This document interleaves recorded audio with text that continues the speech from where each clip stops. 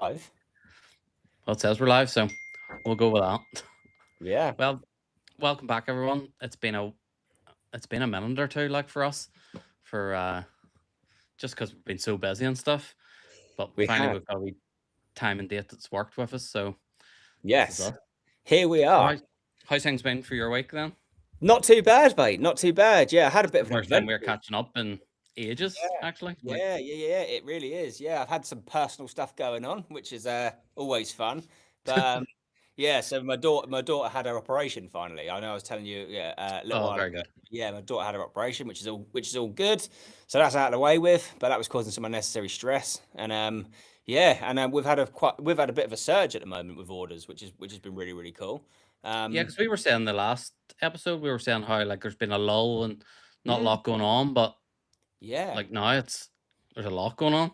Yeah, it's picking up again, and there's yeah, as you know, there's a lot of products to bring in because there's been just an absolute surge of new releases coming out, which is Yeah. always good. So yeah, plenty of new stock, and yeah, the orders are coming in, which I can't complain about. So yeah, it's been a good week. So there is like there's lots happening, and obviously one of the big things is the amount of new stuff that's out Mhm. there. But one of the biggest things probably is, finally my socks are out. Your socks are out. The biggest news in Magic at the moment. They're Never really mind the fourth cool. floor. Get yourself a pair of socks. So They're really cool, to be fair. They are really cool. I can imagine so many people walking around in the summer with their socks pulled up doing card ripping. So yeah, fair play to you. You've captured the summer market there, Alan. but just talking about that, there has been big news with you've obviously seen Lloyd's Yes. fourth floor. What do you I think? Yeah, really good. Like we were talking personally, weren't we, a couple of weeks ago, saying like we just know it's going to be fucking awesome and the branding's going to be on point and stuff. And it was like, yeah, when we could finally get onto the website, I was like, yeah, I wasn't disappointed. Went on there, I was like, oh, this looks sick. And yeah, I purchased through it. I knew I was going to purchase something for it, and then, so yeah, I purchased 6 Pro, which is yeah, I've been getting stuck into that over the last couple of nights, and yeah, I'm very, very, very impressed.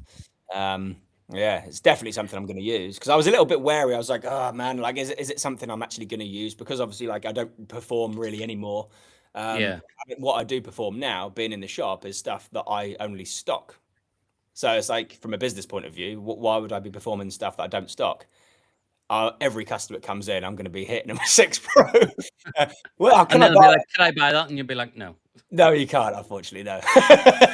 Yeah, I wouldn't even tell them the name of it. So I'm not gonna. I'm not gonna, yeah, man. It's yeah, it's so good. But like I was saying to you when I was reading it like a couple of nights ago, when it turned up, I was like, because it's a book, and I was just reading through it, and it gave me when I got to the methods, it just gave me that sense of fucking excitement again, which I haven't felt in so many years of learning a new trick. Like, and I was yeah. going through the method, and it was just like making me so excited. I was like, oh my god, this is like insane level of genius thinking.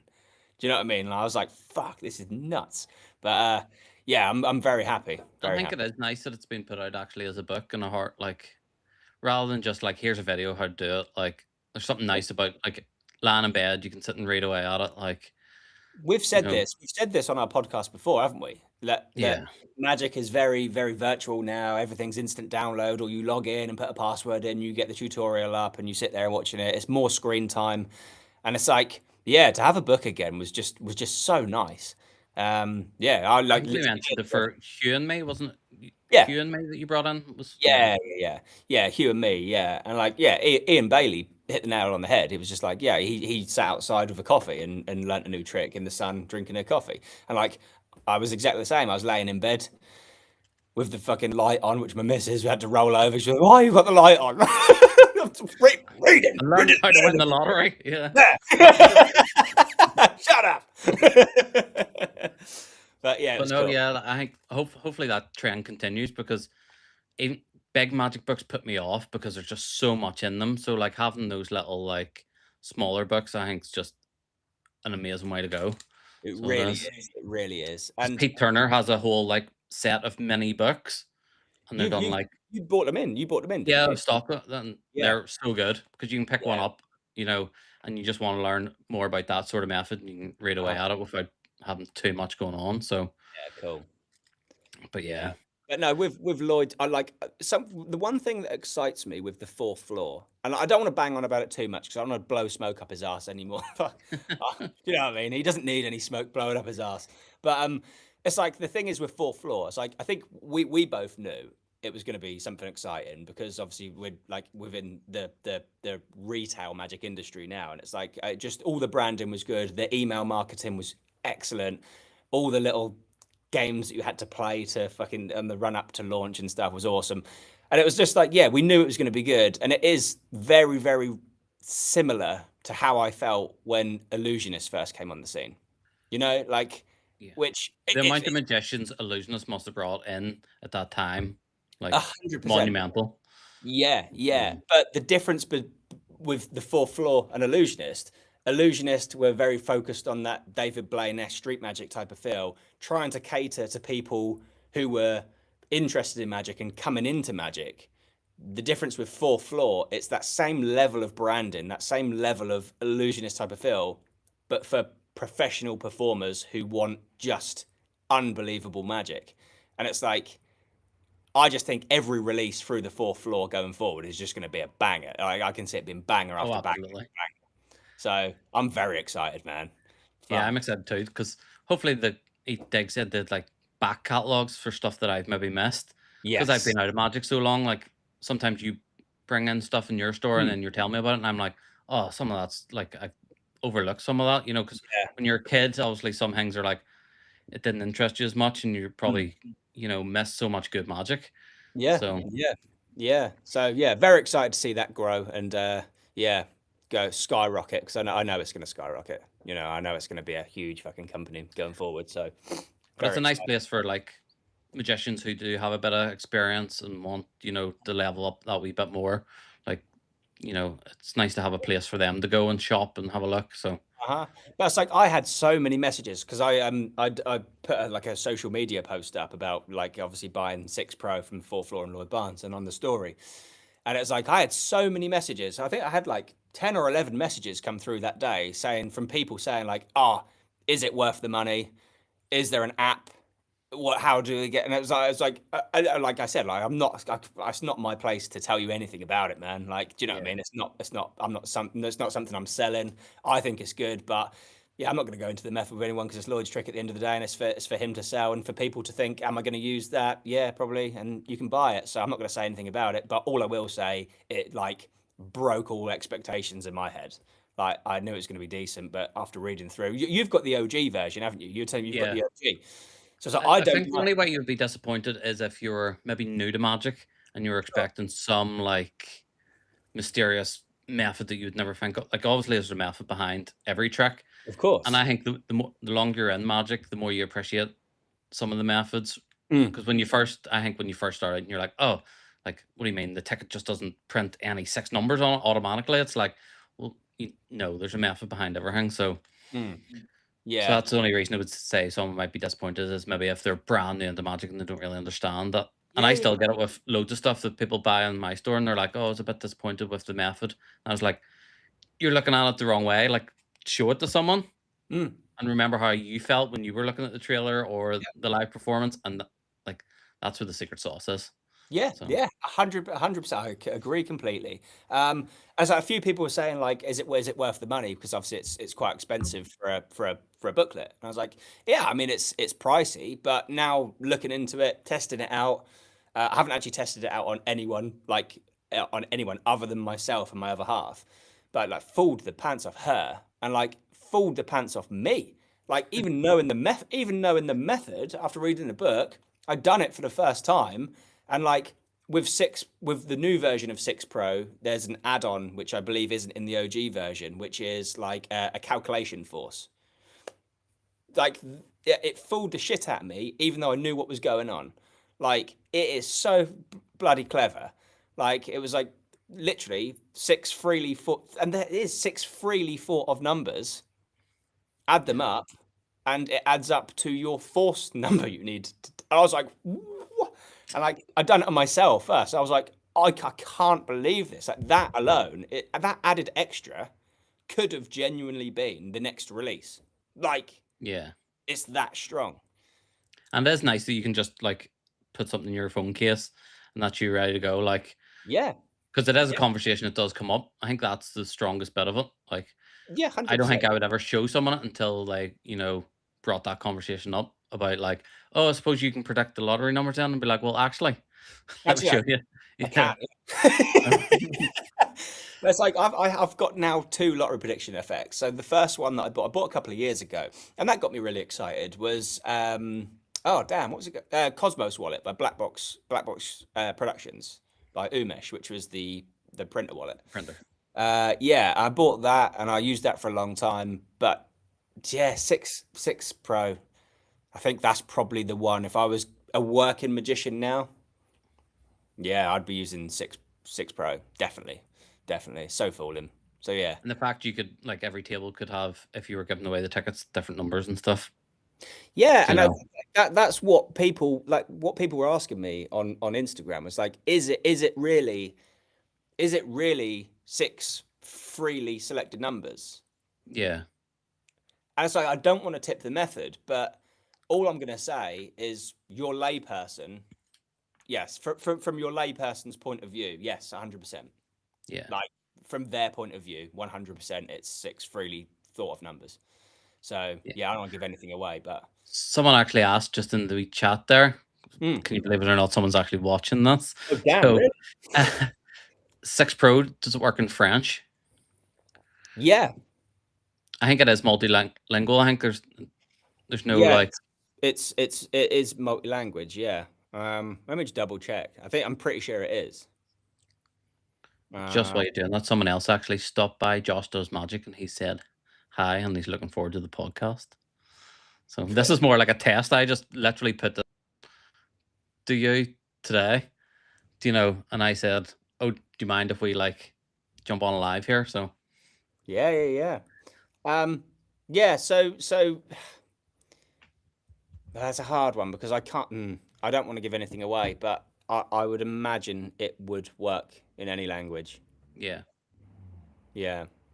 You would essentially play You would essentially play the Euro Millions. So within your yeah it'd be fine because it's Europe. So yeah, it'd be fine. I know I actually had the pleasure of watching him do the group of magicians at his lecture, and you could just hear the audible gasp when the people read out the numbers, and he had the ticket, and people were like, "No, no, it can't be." Yeah. It was stop. It's just so I can't That's why at the break I just ran up and was like, "I need to buy them lecture notes right now." I just like can't explain. Like I really hope Lloyd gets some sales from this because I'm like gushing over it. Yeah. But it's If you like do on a site, if there's comments, put this came from. came from the Slightly Twisted Yeah. podcast. Yeah, absolutely. But it's just like it unbelievably clean, and it's like just reading the level of creative thinking that went into creating Six Pro is just mind blowing. Yeah, and the So fact, like, I know it's quite 6 is quite an old trick, but like just sit on that and not release that, like no, that's what how else has he sturdy got? that is. Yeah. What else is that dude sitting on? Yeah. What else Yeah. is other magicians sitting on like at that? Like, Yes, I know. so I always hear about magicians saying like, "Oh, until I get bored of a effect, I won't release it and stuff." So I'm Yeah. sure there's some great magic out there and stuff. Maggie Julio, cool. Thanks for that answer. I'm gonna ask Lloyd. Yeah, do that because like I don't want to tip any method on here, and like I feel like if I have to search if it works in French, I'm gonna start tipping the method accidentally. So yeah, ask Lloyd. But yeah, so I'm excited for that. But fair play to him. So, Oh, but definitely. your stuff. What else have you brought in this week that's got you a bit excited? Anything So exciting? yeah, I bought in quite a lot this week, and I'm looking down there. We've done a big restock, to be fair, because I ran out. There's one trick which I love performing in here, and I was out of stock, and I'd literally performed it to a couple of customers. They were like, "Oh, I need one," and I thought I'd had them, and I was like, "Oh, dude, I'm so sorry, I'm out of stock." And I kind of performed it, and they really wanted it there and then, so I had to bring that back in. But have you had, and it's not a new release, and we've had it since we opened, and I sell out all the time, Cinnamento? Yes. Such a good trick. Like, Right. Yeah. unbelievable. Like it's a straight up magician fooler. Like every magician that comes in, I've done it to them, and they're like, I have no clue. And I like stuff like that because it's not in the, it's everyone's not looking at it at the same time now. Yeah. So that's what I always tell people, like, yes, the new releases are amazing, grab them, but like Yeah, yeah, keep yeah. looking back, because then you show someone and be like, I've never seen that. Like, where'd that come from? Or Mm. you know, Yeah, sure. Yeah. and you We've probably got see it more in the shop than anything, because you could so demo something like that all day. So 100%. Yeah, because Cinemental. online it matters about maybe the new release, but in a Mm. store you can sort of get away with showing like a lot of older stuff and getting major reactions and So stuff from them. So I was really happy last week. Cinemental, one of the customers that picked up Cinemental, I'm not gonna say who he is, but he came in and it like kind of didn't piss me off, but like he walked in, he was like, "I'm here for the magic shop," and I was like, "Yeah, no worries, man." And he was like, he literally his opening line when he walked in was, "I'm into cards. I love card tricks. I want you to fool me. Depending on how many times you can fool me is going to depend how much money I spend." What? I was like, what? I would just be like, do you want to see me predict the lottery? you know, I was a bit flabbergasted by it. I was like, fuck, yeah, I wouldn't man. know where to start with something like that. Well, he didn't even introduce himself. And I hope he's not, I hope he doesn't watch this. But he didn't introduce himself. He like kept like walking in, and that literally was his opening line. Like, I'm into card tricks. I want you to be able to fool me. Depending on how many times you fool me is going to determine how much money I spend. Mm. And it was just like that awkward silence, man. I was like, okay, like what level? Like Yeah, what do you are you into mentalism? Is it card based effects? Like you've told me you like card tricks, but do you want visual card magic? Do you want sleight of hand based card magic? You want mentalism with cards? Like what are we going for here, man? so he's basically putting you on like Penn and Teller full list, just Yeah, rocks out a wee seat and says, "Fill me, monkey boy." Like, yeah, you 100%. know, Like yeah, so I was like, I was like doing, I was doing a lot of stuff for him. I was just rattling through everything. Like made me kind of nervous, man. And I was like rattling for everything. But one of the things I showed him was Cinemental, and yeah, he was like, yeah, fair play. I can't even reverse engineer any of that. And I was like, there you go. And yeah, he picked it up. So I was like, oh, thank fuck for that. I'm actually sometimes so glad that I'm online only, because see, trying to remember how to perform a load of stuff, like I would just have no hope. Like, So basically under the display cabinet, I have like the tricks lined up in a row, which I know I'll perform whenever anyone comes in, like Die by Cyrus, which we both love. Lit by Dan House, I'll always perform. 52 to 1 deck, I'll always perform. Tribute to Varone, which I told you about the last time with the shrinking card box, I'll always demonstrate it. And then I've got other things and bits of bobs which are like, maybe I'll do it if they're wanting to see like everything, but I can't demonstrate everything. And we've spoke about this on the last thing. It's like people come in, they'll stand there and go like, I want to see what that one does. And it's like, like I haven't got one of those open, unfortunately. yeah, I can tell you about it, but like or I show you haven't like got. the trailer and be like, Yeah. I always have my laptop here anyway, and it's like yeah, I've got all the downloads on my laptop, so I can just quickly go to it. But it's like, yeah, I think people expect when they come in, I will be able to sit here for like 5 6 hours and show them absolutely every trick I stock, and like I can't. It's physically impossible. Like I can't learn everything, you know. and you Um, can afford to open everything.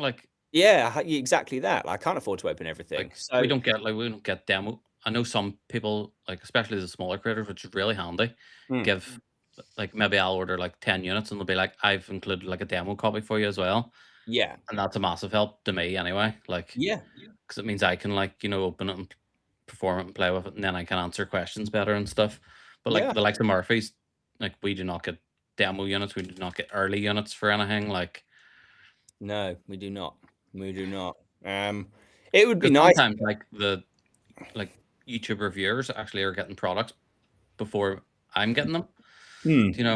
And it's awful hard. Like I brought it up with Murphy's like recently just about it and stuff, because I'm, you know, I also did send an email.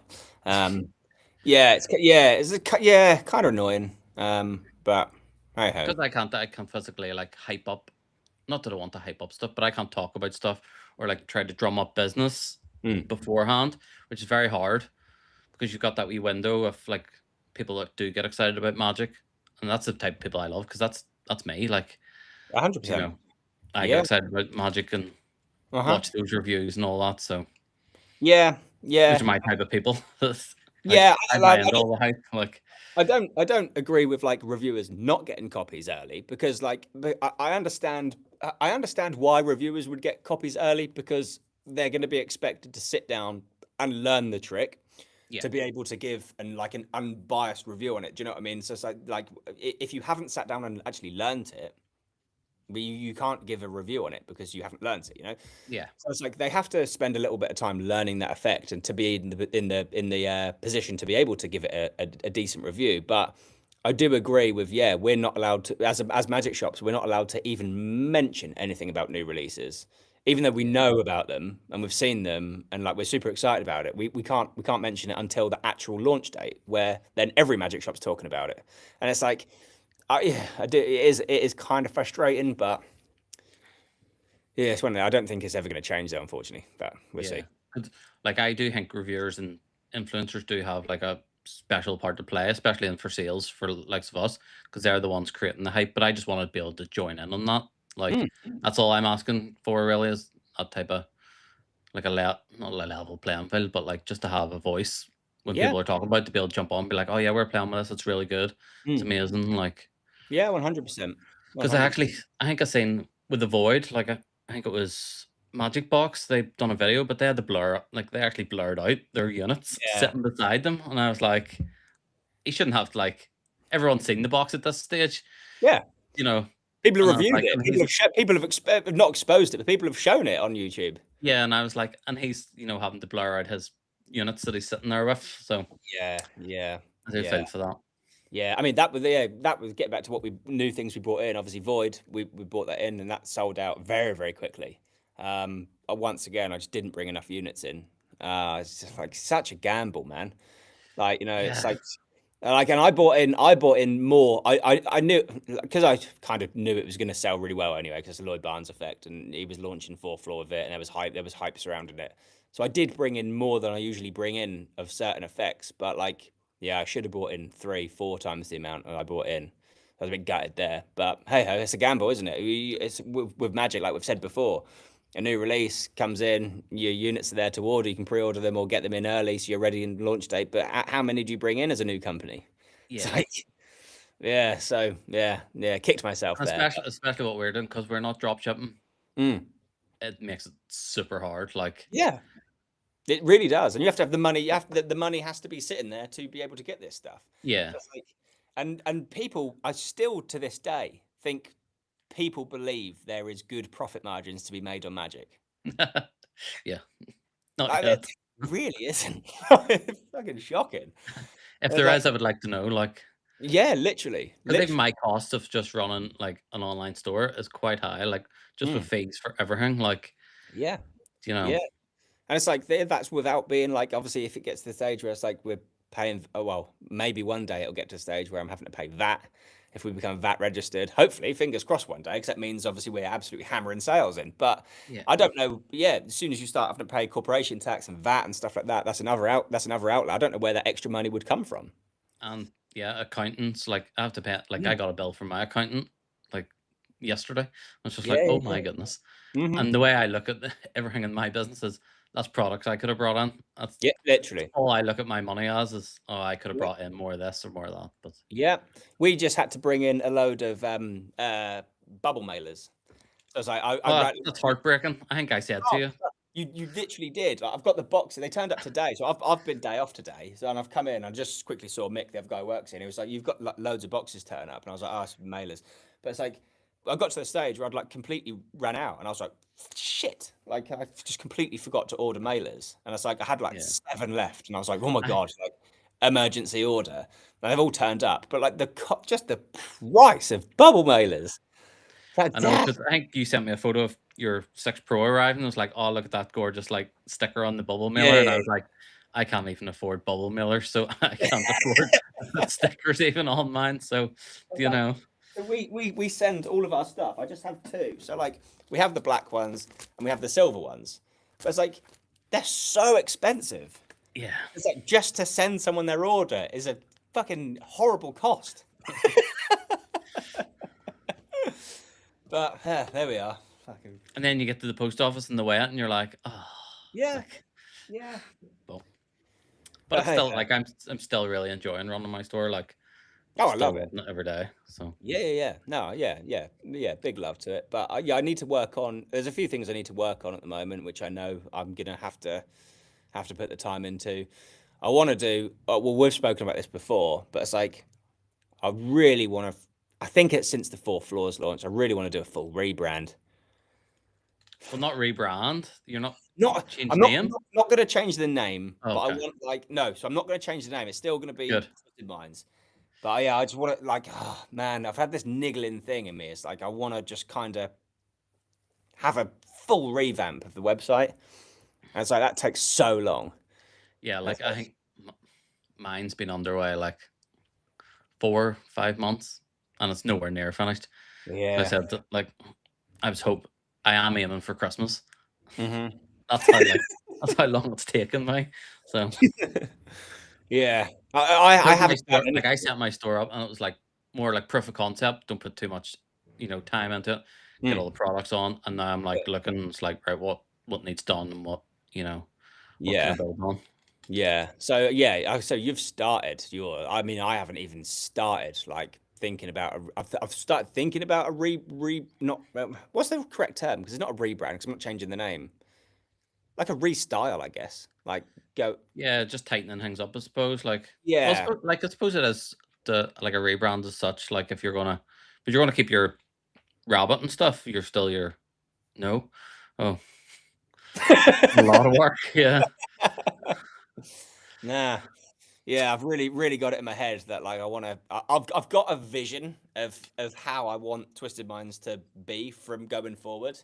Yeah.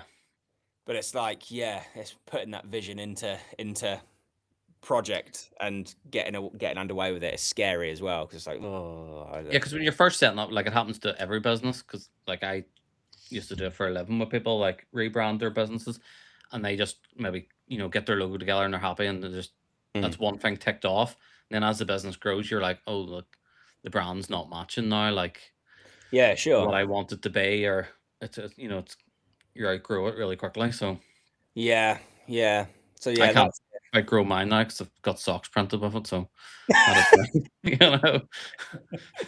yeah. You're like, yeah. It's hard for you to ever now rebrand because your merch is printed and your merchandise and stuff. So yeah. So I'm still I'm supporting, man. Oh, I know. no, I went to my local club the other night, and 2 people had my hats on. I was like, Oh, that's "Oh, cool. thanks so much." Yeah. Yeah, that's wicked. Yeah, that's very cool. Yeah, very cool. But yeah, Great. other new things. We bought in. I know you brought them in as well. The AF ESP decks by Yes. Alexander Marsh. Yeah, bought those in. I didn't get a chance to look at them. They've sold out now. From customers coming in, and a couple of online orders they've gone, so they'll be turning up again. Yeah, But these are like this is my own copy of it. mm, Just really nice. yeah, Really decent. nice. Like Vanishing Ink does stuff really well, I think. Really well. Really So, and they're like they've started to really put releases out, so they have. So I just see that comment aimed at you, Alan. Don't rebrand. It'll cost me a fortune in new hats and t-shirts. oh, he's just said he's sitting in his Slico t-shirt. Yeah, they Yeah, have t-shirts like see there's a couple of guys at our club and they're like, where'd you get your hats? And I had to give them like the contact because I went through about 15 different hats just to get like the quality I wanted. Like yeah, same as the sure. t-shirt. I think that's my biggest Mm. pain is I'll just wait until I can get it perfect. And sometimes it's better just to get it out than perfect. But Yeah. Well, people are loving it, man. And like I say, I think I told you a couple of weeks ago, I had a customer walk in here, and I was like, something's weirdly recognizable on you. I was like, oh, the hat. you're like, Alan, is that you? It's like, oh. Yeah. So that's cool. It is cool. But yeah, I don't think it's something that I'm ever going to do as much. So like, we've had a lot of messages, like obviously because I feel like our customer base is very shared from doing this podcast. Probably, like, we're probably not helping each other. We're probably just probably not. That's making like worse. But like a lot of my customers have openly messaged me and saying like, "Oh, well, I picked this up because of like your recommendation on the podcast and stuff." And it's like, and I've had a few messages saying like, "Oh, we always order from like we used to go to X shop, but now Yeah. we specifically order from you and Alan." And I was like, "Oh, that's sick," you know. Yeah. And it's like that's super cool. So yeah, I feel like our customer base is quite shared. Do you know what I mean? Like I get some orders and you get some orders, but I think yeah, the merch thing. Yeah, I just it is the same. It's like another lengthy process of getting everything correct and the Yeah. quality down and stuff. And it's yeah, I just don't. I think I'm just gonna leave that Like for I you. Alan. still stuff in the works, like from when we first opened. Like it's still not here. Like I can understand why like big companies have like, you know, such big timelines of like stuff Mm. sitting in the back burner, because it does take time. Yeah, yeah, I can But imagine. I can imagine. So yeah, but no, you're killing it with the merch, Alan. Killing oh, thank you. it. It was more for myself, like as well, just because I used to love like the illusionist stuff, and now I don't really want to don't Yeah. align with illusionist as much now. Don't So I say I don't. I say I don't have merch. It's like I don't know why I don't wear it. It's like let me get Sid. This dude here. It's like he is repping. oh, He is representing. You know. But it's like I only had a couple of them made, and I was like, no, I do. Like, what do I do with them? So I was like, yeah, I do have them, but I'm not going to sell them. Like, I'm just going to keep them in the shop, and for me to what you wear. need to do is maybe just do a wee competition. We'll do a wee joint Maybe. competition on someone one time. And we'll Yeah, get some. yeah. I don't think I've ever. Have I ever shown you this? No, I always sit in the background. I'm like, who is like? This is. This was a very expensive purchase. Like so, basically, it's a silicone mask, and I always wanted one since I was a teenager. And I was like, so it's skin tight. I wore it at Halloween, so it like slips over. It's got like a chest piece and everything, and it's like silicone. But when you wear it, it sinks into your facial features, so you can eat, talk, drink, and like it doesn't look like you're wearing a mask. And it's like I bought it originally because I was developing like a horror magic act. I hope So it wasn't for kids, because one of these fucking oh ideas. my goodness. It's just one of these ideas that I had in my head. I was developing because where we are in Norwich, we have a lot of Halloween events, and they have like there's like a couple of companies which do like these scare maze events, and I just had it in my head, like it would be so cool to like design a walk around character. So I like kind of had this custom made and stuff, and it was going to be like a kids in a it's so sick and twisted. It was going to be like a kids entertainer, which has had a bit of an episode, and yeah, he's like been locked up for the last 10 years, and he's on day release, and he's out now doing tricks. Get like the Murphys, like It 100%. for It was going to be all that type of stuff. So yeah, but yeah, I've always thought like, I wonder if people are like sitting there thinking like, what the fuck is that in the background? So that that's why it's there. Well, hopefully you get to do that one day and you get to record it and you can put it up. So I would love to One day, maybe one yeah. day. Yeah, maybe one day. But it's just, I think it's another one of my kind of weird ADHD brain moments where I was like, I'm going to develop a horror act, and yeah, spent an absolute fortune, and it's just now kind Must of send your like partner like absolutely crazy, because I send my wife crazy on stuff with things. You know, yeah. she's just like, what is arriving now? Like she sees like socks coming out of this big box, and she's like, oh my god, like But like what are you partner, doing? like I have to admit defeat, because like I can remember telling my partner when I ordered that mask, because it's like custom made for me, and it was like crazy expensive. And she was like, why are you ordering that? Like I can tell you now, you're never going to do that. It's just going to sit in the corner. And I was like, don't know. I will do this. It's sat in the corner, man. I'll look cool on camera anyway for you. Yeah, it sat in the corner. But hey ho. Like I said, the only time I've ever worn it was at Halloween. And like it did look sick. Oh yeah. So yeah, like custom made all the clown costume as well. And so yeah, I wore it for Halloween. Very expensive Halloween costume at the moment. Well, you can get more use out of it, you know. Yeah, as you go maybe. along, so Yeah, maybe. I might just serve customers in it. I might just stand here all day in it. people might come in just to see the clown. I'm going to do the next podcast in it.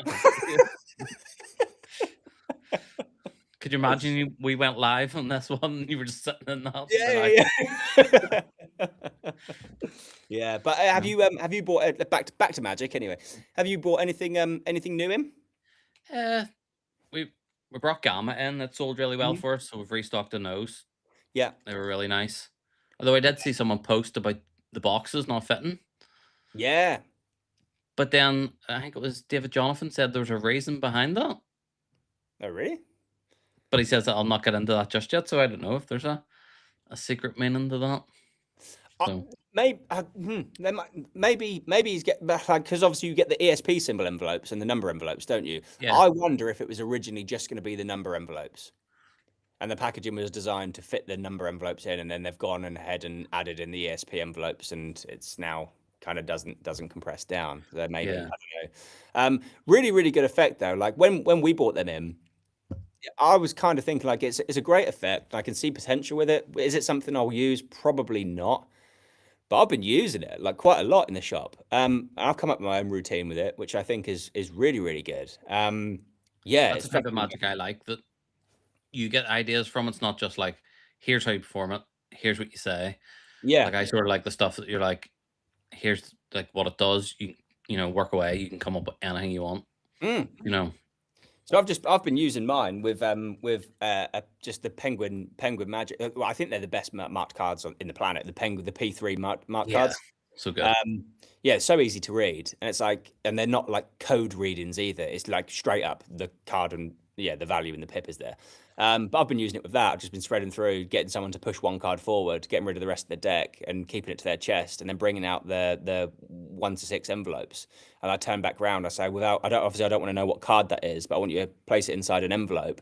And then I kind of do this bullshit body language routine by picking up on their tell. So everyone has a tell when they lie. So I want you to, we're going to go through the envelopes, and every time you hit your envelope, I want you to lie. You're just going to lie to me. I'm going to determine which envelope ultimately has the card in. And then the kick finish is obviously you narrow it down to one envelope. They're like, oh my God, how do you know that? And I'll go one step further. I want you to think of the card, and I'm going to tell you the contents of the envelope. And then you just nail the card as well because you're using the P3 marked cards. Yeah. It just adds that little Nice. extra dimension on the end, and it's working really well. And it's sold quite a lot of units of that from demonstrating it in the shop. So, yeah, Yeah. and so everyone at the end is like, yeah, but like, so they'll buy it, and then I'll quickly show them how the core principle is working once they've bought it. And it's like, yeah, but how are you getting the peak of the full card? And it's like, oh, I'm just using the P3 marked cards. And they're like, I have a deck of those as well. It's like, yeah. And I love stuff like that when you like maybe use a one-way force deck and someone's like, I understand that, but how do you know the card? And it was like, Yeah. just use the, a one-way deck because stuff like that's so underrated, I think. Oh, 100%. It's like the P3. Especially for magicians, because magicians' brains are just like ticking overdrive. As he didn't do this, he didn't like, Yeah. definitely didn't force it. There's a really good routine included in the Penguin marked cards. I can't remember who. I can't remember who it is. Rick Slacks. Yeah, so he demonstrates. I think it probably is his routine, but it's the two card one where they start dealing down, and you just clock the first two cards that have gone down, and then you get them to deal then two piles, which ultimately is putting the bottom cards onto the top, and you tell them to think about the ace of spades and the two of clubs while they're dealing. And because they think about that, and you say stop, you could stop it anywhere. Turn the two cards over, and it's the ace of spades and the two of clubs, whatever. But like, it's a really strong routine because they've shuffled the card. You tell them like, I'm not going to touch the cards from this moment on. You shuffle the cards to your heart's content, and start dealing. And then they've started dealing from a shuffled deck, and you haven't touched them. And you say, while you're dealing down, I just want you to think of the three of spades and the eight of hearts or something. And it's just a lovely routine, man. A really good routine. So easy as well. Yeah, I do love mark cards. I've always like one of my favorites is like you pick a card out and give them a card, and they pick one, and you clock the marks, and then whatever card they give you, call out that was the card that you give them. That sounds really confusing the way I explained it there, but yeah, I love tricks that makes them feel like they're doing the magic as well. It's not like a one-upmanship. Like I've always liked that, just my personality and stuff. Yeah. It's not like I'm going to do this. I'm going to find your card. Like you're going to find it. You're going to. I So think, do a lot. yeah, if I was like, because I don't like perform professionally anymore, like on a gigging scale. I think if I was ever going to get back into Magic, I think that's why the P3 Mark decks are priced so well. It's like I would literally 100% use them as my everyday deck, like for using Yeah. signatures and do tournament restored cards because they're so inexpensive. And like he said, I think it's Rick Lax that says on the tutorial, it's like, why wouldn't you use them as your everyday cards? Because you've got the security there. Like every time someone selects a card, you're going to be able to glimpse the market instantly. Why wouldn't you use that? Because the amount of times you put the card in, and sometimes you've accidentally lost a break, or you've Yeah. done a pass and two cards have slipped around, you think, oh, I've lost it. You can go straight into like a simple mind reading thing to get yourself out of that tricky situation because you already know the card. Why wouldn't you do that? Giving Exactly. yourself And the amount security. of times you probably, get lucky with things and you can say they shuffle the cards and you can glance down and maybe there is an ace on top. Yeah, Like just the little moments like that. We were actually talking about that the other day, just with, you know, make your own luck for Magic as yeah, well. Because if 100%. if you make that luck, like something will, you know, come up and I'll just seem this magical moment. Yeah, So yeah. because I always do a thing. I say like, say you have like a reveal of like, say it's on your Sharpie or like so your socks plug. Instead of getting someone to pick a card, I would always say to them, name a card and go through and grab it. Because in the off chance that they name something that Mm, maybe you have on your Sharpie, your socks, or you have yeah, a yeah, like yeah. a spare card, like those are the hits that no one will be able to explain. Yeah, Because absolutely. Yeah. Yeah, really, really good. Like Shah King, a dude out in the States, he's a street magician. Um, he was using your Sharpies. He sent another I don't know if did you get another video sent through of him using a psychological force? I'm not sure. Actually, I must check. He probably did. He He's very he is very, he's out very there performing a lot, but it seems like yeah. he's He's a really yeah, good magician, man. Like the stuff he's doing isn't like groundbreaking, knuckle busting sleight of hand, but it is like super super commercial stuff he's using, and he's using your sharpies, and like he is exactly that. He creates his own luck. Like he just like psychologically forces the shit out of people, and like nails it as well. And it's like because he is just creating his luck. He's handed someone a sharpie, they're signing the card, and he's just saying quickly, especially to a woman, quickly, the first card that pops in your head, name it. And it's like he's just creating his own luck because he knows 2 times out of 20 they're going to name the Sharpie Force reveal. yeah, the Queen And of if they Hearts or don't, whatnot. Yeah, they don't know what was going to happen anyway. So you just move on to the card trick you were going to do. But it's all about adding those little things where you can just quickly blag it, and you're going to get hits now and again. yeah. And that's where the real magic is, man. Because Yeah, exactly. Watched. I think it was Pete Turner done a live like YouTube. Did you watch his with fucking with Lloyd? with yes I did, yes I did, yes. So how did I Yep. forget that name? We've been talking about it for like an hour. Yeah, it was like it was just That was something else. Like there was a weird moment in that because when I was watching that and like yeah, okay, he's creating his own luck, but like some of those moments you could see the kid come out of Lloyd. It was just pure like fucking amazement. He was yeah, like, I don't because he understand. kept like Pete just kept talking and stuff like right that was that bit and he was like whoa wait like Yeah. what's that like take a beat here Yeah.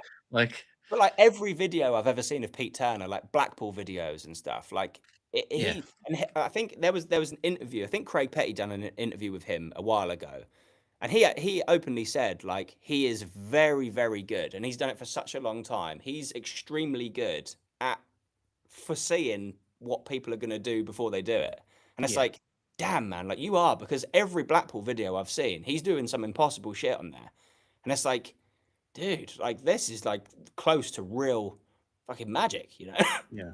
like real mentalism that you're doing. So unbelievable. He's such a good performer. Yeah, because I think he made a point that like when he was with someone was going into a shop and they were buying like I don't know, a pack of cards and there must be collectibles. And he's like, I've Mm, been trying to, find this one. He's like, go into that shop, here's the money, buy one, it'll be in it.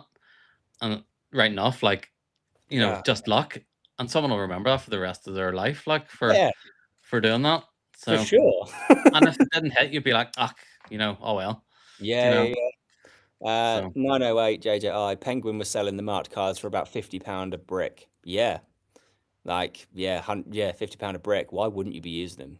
I'd just buy a brick and use them as your everyday cards purely for that security. Even if you're not going to do marked card magic, you've just got that security of glimpsing the mark as soon as they select a card, and you can, if your trick was to go wrong, like I say, if you lose your break or something like that, or you drop the cards and it really now is mixed up within the deck, you can just go into a quick thing, which is going to make them think, yeah, the trick still worked. Yeah. And they're designed so close to, the regular rider backs that you can use all your normal gimmicks. No one will pick up at all. A good example of that, of people not picking up on things. So I still do it all the time. Is Twilight Angels. Obviously they're not on rider back. They're not printed on rider back. But they printed on maidens or maiden or mandolins. I think they're printed on mandolins. I think. Or maiden, irrelevant, but they're not rider back. Those three you could not tell the difference between. And it's like I've always just used Twilight Angels with. There you go. So yeah, but like that being in a regular deck of bikes, no one notices. Like no one notices because there was a big thing. I can remember a couple of years ago when that kind of got re-released to the masses, and everyone was like, "Oh, why can't you just do it on rider backs?" It's like, well, you don't need to. Like, no one's going to notice the difference, and no one has. I've performed it for years, and no one's ever picked me up on, oh, that's a different design. No, it's not going to happen. It's a magician thing. It's the same when I was doing my Sharpies. It was like, it must be a Sharpie pen. But that's just for me because I knew magicians would be like, if I got them printed and they weren't saying Sharpie on them, they'd be like, I'm not using them. Like, yeah, sure, yeah, it's magician thinking all over. Whereas the lay people probably don't even know what a Sharpie is. They just know it as a permanent marker. So yeah. And they probably think it's strange that we have carrying around permanent marker in the first place anyway. Who does that? Who does that other than magicians? Carries Sharpie markers around with them. I did get. Oh, it's sitting out here because I did bring one. This little pen. I thought this was absolutely. This is an idea I had for like years, and then I looked up to see if anyone was doing them, and someone has been. Right. But it's a pen with a little card, but it's actually a long card. Oh, that's so cool. Yeah. Especially if you worked in an office, That is wicked. Just a little cheap, inexpensive like pen.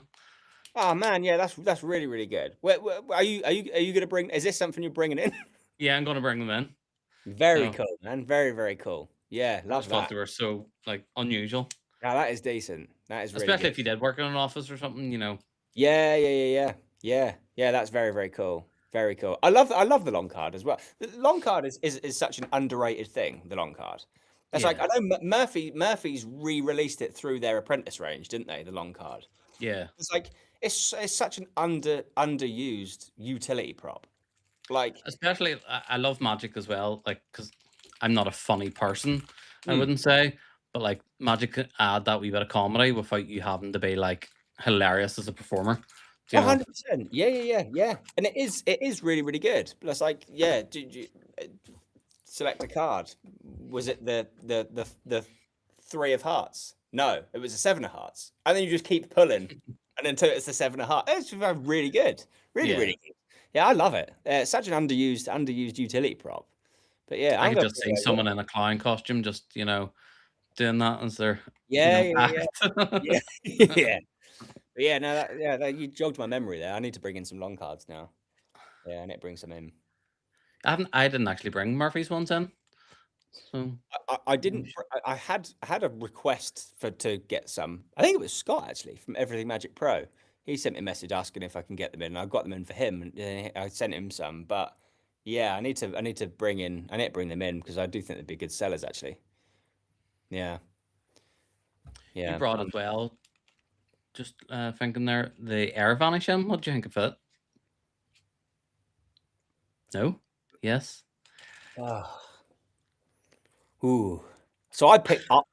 So I bought one for myself. Fuck, I don't want to be too. No. Put me on a spot, Alan. I didn't know you had such an opinion on this. So So I like it. The concept is great. The gimmick is extremely well made. Um, and it is fucking cool because it's on your it's on my other keys. I have two sets of keys. I have my actual work keys and I have my performing keys, which have gimmicks on. They're on my performing keys, but it's like it is cool because you take the case off, you put the AirTag in someone's hand, you re-put the case back on, you get them to squeeze it, and when they open their hand, the AirTag is now vanished from the case. That's yeah. cool. That's worth them. It's worth them. It's worth the money for the gimmick and how well it's been made. I don't know whether it's with everyone, but I've performed it to a couple of people, and I haven't been able to do the reveal of the AirTag traveling across to their Oh, selected the country. app is like Yeah, crashed out on you. it's not crashed out on me. The thought of country hasn't been there. Oh, okay. Um, I need to go. I need to go through it, and because it's, I don't know why, but not. There's only. It seems on mine. There's only a very select amount of countries that you can choose. So it Okay. isn't. And it went wrong twice. Like I performed it. Luckily I performed it to the other guy who works here, so it wasn't too embarrassing. I was like, "I should show you this. There's something we've just got in." And he's like, "Yeah, cool." And I can't remember what country he thought of, but he thought of it, and I went to key it in, and it wasn't there to load. And I was Yeah. like, "Oh shit!" And then it happened to a customer. A customer thought of a country or a city, and I went to key that in, and it wasn't there to use either. And I was like, "Oh, I really like Sven's app. Actually, he has like, I don't know if people know, but it came out the same time. Well, not came out the same time, but he'd been working on the same idea and stuff. yeah." You know, that came out. So I would recommend. I love the actual gimmick part of the Mm. Air Vanish, but I love Sven's app because it's just it's just a lot more to it. And With Sven's app, one thing I love. Now, I haven't got Sven's version. I did speak to Sven actually a couple of weeks ago about potentially stocking some of the bits. And once again, you're good at this, Alan. You jog my memory into things which I need to focus on. But it's like one thing I like about it is that it's got like a glitch effect, doesn't it? yeah, and you can That's actually turn. You can. There's so many settings you can like turn it on, turn it off, turn your own sound yeah. effects on. Like he's I really really went deep in love, on it. love that. I love the glitch effect to it. Looks really good. So, like I said, Air Vanish isn't a bad trick in itself. Like it's a great effect, and like I said, the gimmick is unbelievably well made, and you're not gonna be disappointed. But it was just the amount of times I've performed it, and I've performed it a lot of times in here now, and it's like only like twice. But in my head, if I was a gigging magician, two mishaps is too many. Yeah. So it would make me a little bit nervous. And I don't know, it could be like I might have to go back on my words the next podcast and I'll correct myself on the next podcast if this is just me. I might not have set the app up correctly. I might not be doing something correctly, maybe. You can skip through extra countries and stuff. I know that. You can skip through extra countries, but like yeah, I just they weren't there. The two Yeah. countries that were named were not available to use. So I was And like, the last thing you want, that's why I quite like Sven's. The last thing you want to do is be on your phone for that trick too long, because and then that's it what becomes I was suspicious. That's what I was doing. Like the first time, it was a one hitter. The first time I typed it in, and there was only two results to scan through. Yeah. What that he had said was not there, and I was like, that's annoying. So I just kind of just had to end it as like, and open your hand up, and the AirTag's now vanished. Yeah. I was like, wow. um, and then yeah, the second time there was like 4 or 5 scan throughs, and yeah, scan through, and it still weren't there. So I don't know whether because it's on Air. What's the Apple thing for beta test? Test flight. Yeah, because it's on test flight at the moment. I don't know if it's still being worked on and it will be improved. Yeah, because it was quite hard. Like it was quite. I watched his tutorial and I was like, he keeps talking about this app, and it's like, I haven't got this app. It's I not missed. until the very end. I had to send you a message, Alan, because I was Yeah. like, I don't know where to find the app. Yeah. So yeah, it's annoying because like I'm not slating the product because I do like the product. I think it would be a great effect if it works every single time, 100% of the time. It'd be a brilliant effect, but it almost feels like it's been rushed to market.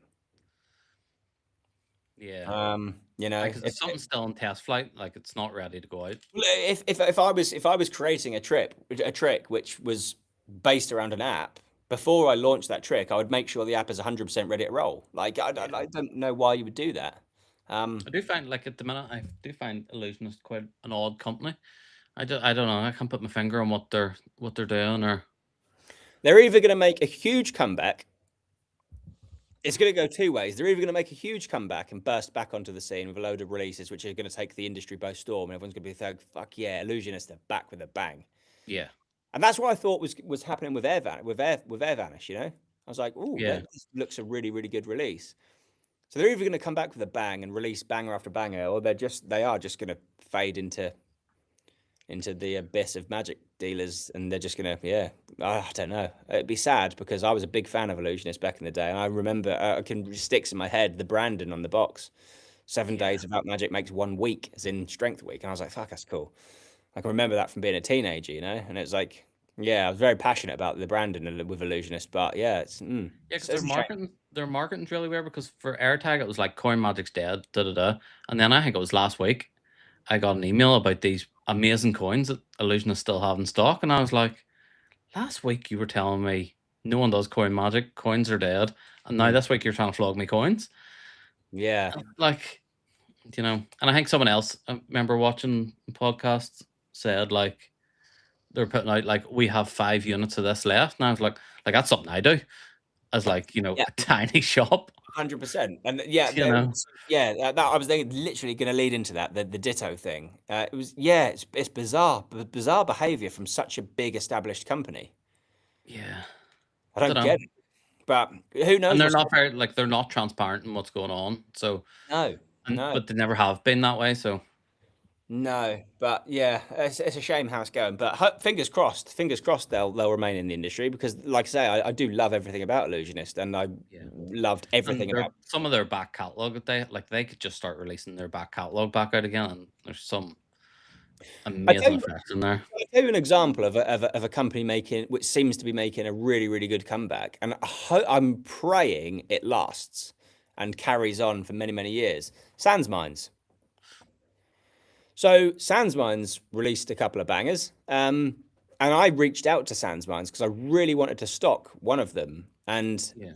I just don't think without knowing, like I did get an email back and he was like, yes, it is possible, but I don't think I'm going to be able to fulfill the minimum order quantity. Um, but it's their chapstick thing with the coin on top. Yes. The It's sort of take like on, the Magnet Pro. yeah, the take on Henry Harris's Magnet Pro thing. Yeah. That looks amazing. Yeah. Really, I think chapstick's quite clever idea. Like very clever idea. Very, very because clever. a Sharpie makes sense to magicians, yes. Yeah, A chapstick makes sense to most people. yeah. That's a really, really cool release. So I'm excited to see how they're going to go because they seem to be coming back into the industry now. Um, Yeah. after a few years absence. So yeah, that would be cool. Because I They was a were big very fan. hit and miss back in the day. Like Yeah, they were hit and miss. I think we touched on it a couple of podcasts ago with DIY, and a lot of their stuff was like, yeah, you get a DVD and some cards, and then you watch the DVD, and it's like you have to spend like fucking 14 hours making a gimmick. but I think that was just the industry back then, whereas now the industry's moved on so much. Whereas if you produce something like that, it will be Mm. slated. Do you know? Yeah, yeah, yeah, yeah. Like we said every week, the packaging of Magic now is better. The tutorials are better. Like the actual Mm. final products are so much better. Like Yeah. you know, I remember getting like sometimes the gimmick was a card with like a bent staple in it, and you're like, Mm. I just spent a tenner on this. Like, oh Yeah, my yeah, goodness. yeah. But Yeah, it's yeah, but yeah, it's exciting. Like the companies are coming back again, and companies are going down again. It's going to fluctuate, isn't it? But we'll see what happens. We will see what happens. as long as I'm still kicking around doing my pieces, but Yeah, yeah. minimum order quantity for me, that's been a stickling point as well with working with some people. Like I've reached out to some people and sometimes they're like, yeah, the minimum order quantity is like, you know, 40, 50 units. And I'm like, I just can't like I can't sit in that stock for that Mm. long. Do you know? Yeah, yeah, yeah. I reached out to a company. I won't name the company, but it was like I was only interested in like two things from them. which were new releases, and because I knew they weren't going to be going through Murphy's, and I reached out to them, and they were like, "Yeah, it's a minimum spend of $1,000." I was like, damn, man, like I've only got my eye on two things though. Yeah, and that's like a full Murphy's order to you, like the Oh, printing, 100%. like I can restock the shop with yeah, $1,000, you know. So yeah, yeah. So it is kind of annoying because I really did want these two products because not a lot of people have got them. But yeah, I when you understand why people do it maybe, but hopefully, as you know, our name gets out there and stuff starts to build, people will trust it. You know, I'm not buying 6 units because I want 6 units cheap. You know, yeah, mm, I'm buying yeah, them as well to try and help a creator out to try and get their yeah, name about and stuff. So one of the 100%. ones I actually brought in, which was amazing, was the Alpha Wallet. I Uh-huh. reached out to Patrick Kuhn and like he was Mm. so nice Oh, about that's like cool. for like the minimal order of like wallets that Uh-huh. you know. So things like Yeah, that. Like and Cyrus is really nice to deal with as well. Like he was yeah, like, I think at the start I was like, can I have like 4 of these and 3 of these? And he's just like, yeah, yeah, yeah. So yeah. Yeah, I makes think such a difference to me. that was exactly how I approached Cyrus as well. On the first Cyrus order when we first opened, because we've stocked his stuff from day one, and it's like, yeah, I think I was exactly the same. I was like, can I just get like 4 of these and 4 of those, please? And he was like, yeah, like I don't care. I was like, oh, cool. So yeah, nice guy, really good guy. Yeah, it Uh, makes such a like it does make a difference because that's what makes our shops a wee bit more unique as well. Because we're not just linked up to Murphy's and everything getting, you know, no. chucked in like we are thinking and curating stuff as it goes on. I actually spoke to who did I speak to about? I spoke to a customer in the shop about this. And he was like, because he was saying it's not a regular customer. He was saying like, why don't you like going forward online? Why don't you just do the Murphy's drop shipping and stuff? And I was like, well, like I could do, but I don't want to. And he was like, but why? He was like, you'd get so much reach. Like I think he's in tech and he know he's had online stores before and stuff. And he was like, but you'd get so much traffic to your website if you listed everything. And it's like, oh, like I know that, Yeah, but because I you'd don't want technically never be out of stock of stuff until everyone's out of stock of it. would never Like, be out of stock, and like I wouldn't have to sit there worrying about getting the new releases in because they'll just be uploaded to the website automatically. yeah, But it's like I don't want it to, it feels less personal. For me, it feels less personal, less. I don't know what I'm trying to get at. It feels less personal for me and the customer because they're ordering. Their order is just being directed straight to Murphy's. Murphy's are sending it out on my behalf, and they're going to receive it without me doing any work. yeah, I don't get that. Like I set this up because I want it to be passionate. I want it to be hands-on, and I am, and yeah. I'm dispatching orders and stuff. And I don't want someone going onto my site and buying something that I have no interest, don't know how it works, don't know what it Yeah, is, never seen it, and then someone coming back to me and being like, "What is this? How do I work it?" How like anyone that contacts me, I can tell them exactly what the product is, how it works, you know, yeah, one all hundred the percent. information about it. Yeah, 100%. And it's like I don't want delays as well. So it's like I've seen it on I've seen it on Magic Shops before. It says like your item will dispatch from our warehouse. It's like fuck, man. Like okay, like there's nothing wrong in that, but it's like I don't want my customer to do that. I want my customer to order from me and know that that order is being dispatched that the Yeah, day they order it, as long as it's before 3 p.m. yeah. But yeah, It's why, like, if you don't have it in stock, I don't have it in stock, I go to Monster. He's my yeah, next 100%. port of call, like, Hmm. you know, Yeah, yeah, because yeah. I know he's got it in his hand and, Yep. you know, Yeah. he's checked it and stuff. And Uh-huh. because Yeah. I get stuff from wholesalers and sometimes it's damaged, not like we were Mm. just on before this and I was Yeah. showing you some of the damaged items and I was like, that would have went to my customers and it's not something I want to, like, Yeah. I want to see how it's packed, how it's getting there. And Mm-hmm. Yeah. And it's like it's branding as well. I want my branding to be included in the packages as well. And if it's been drop shipped from Murphy's, it's gonna have nothing. It's just gonna turn up in a brown mailer and it's gonna have nothing there which is representing my company. And it's not personal. It's not a personal level then. I want yeah, everything to be personal. So yeah, that's why I don't do it. But yeah, we were having this conversation yesterday, a couple of days ago with a customer, and I was just like, nah, it's not the way I want the company yeah, to be. And he just couldn't get it into his head. He was like, but you would get so much traffic to your website by stocking everything, and you would probably have like 10 times the amount of orders a week. And I was like, I load. I don't care. Do you also have 10 times the amount of admin as well? Like, Exactly that. because we were talking about this today, like I've had people buy playing cards for me, open them, Mm. look through them, be like, these are not for me. I want to send them back. And I'm just like, oh, like, Yeah. if I'm not personally checking stuff of the quality of stuff, like it's going to happen. Yeah, So 100%. 100%. Yeah. It's a hard one. It's a hard one, returns in Magic. yeah, Yeah, if someone orders something and it's broken and genuinely been busted up, or obviously no, you're gonna get a return or a refund, 100%. I'm gonna send you a new unit out. If you're returning something just because you have opened it up and you've watched a tutorial and you think, yeah, this probably isn't for me, I'm gonna try and get a full refund. yeah. Like, because It's I don't not know, good. because I don't know if It you've is gone on. bad bit of running a magic shop. Like it's such a grey area. Like It really is. It really is. Because from my personal experience, the core principle of buying a magic trick is you're buying into the method. yeah, If you've bought into that trick and you've sat down and you've watched the method and you go through and thought, yeah, this isn't for me. It's a shame. I'm going to send it back. yeah. You, The likes of you, like for you for 6 Pro, like say you're like, not my cup of tea. I'm just going to return it here. yeah, You know, no chance because like and how crap's that make someone else feel like getting that coming back to like it's not. Mhm. Yeah, sure. So yeah, I don't agree with returns and stuff. It's like obviously if it turns up and like which has happened in the past from no fault of no anyone's fault, it's come up and they've taken the cellophane off and they've opened it up and something's broken. Yeah, of course I'll send you a Yeah, new one out, which I've done many and many a time.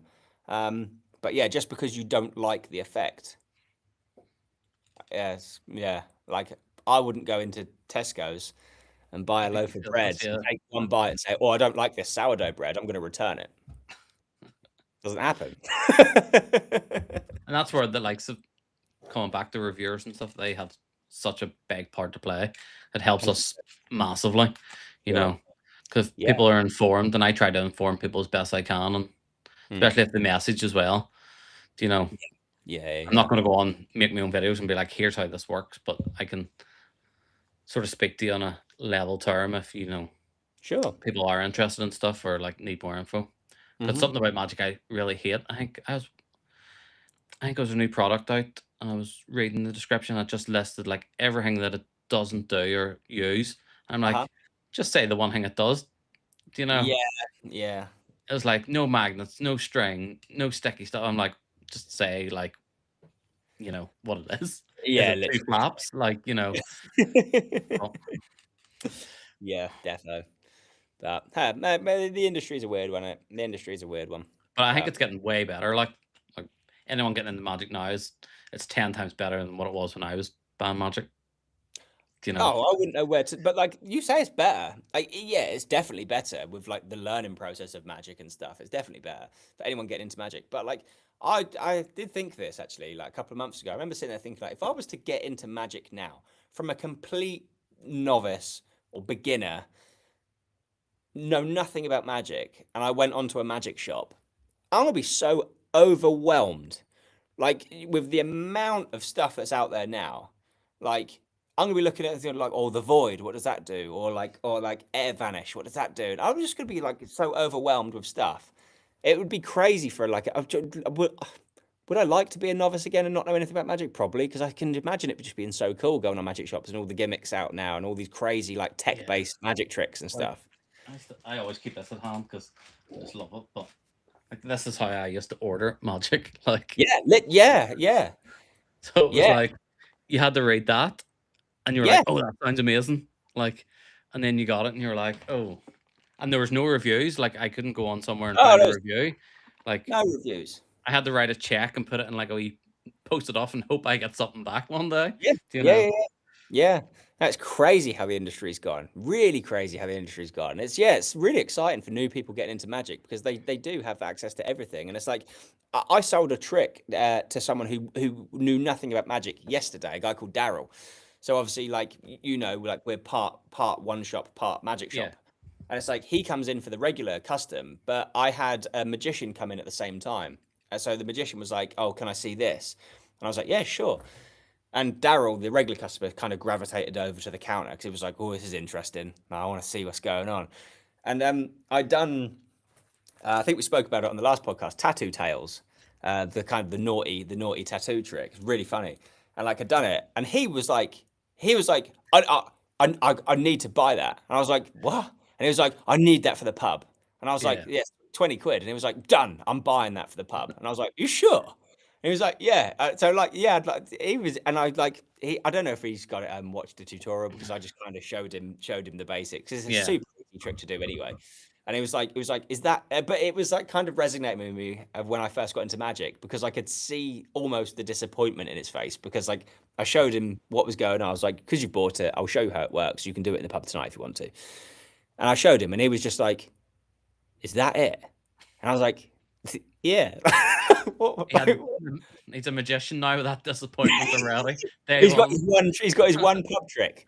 Fucking good pub trick, but he's got his one pub trick. Yeah. So yeah, but it was really cool showing him, and he was just like, "Oh, is that it?" And I was like, "Yeah." He was like, "How did I not know that?" And I was like, "Well, Yeah. welcome to the world of magic, man."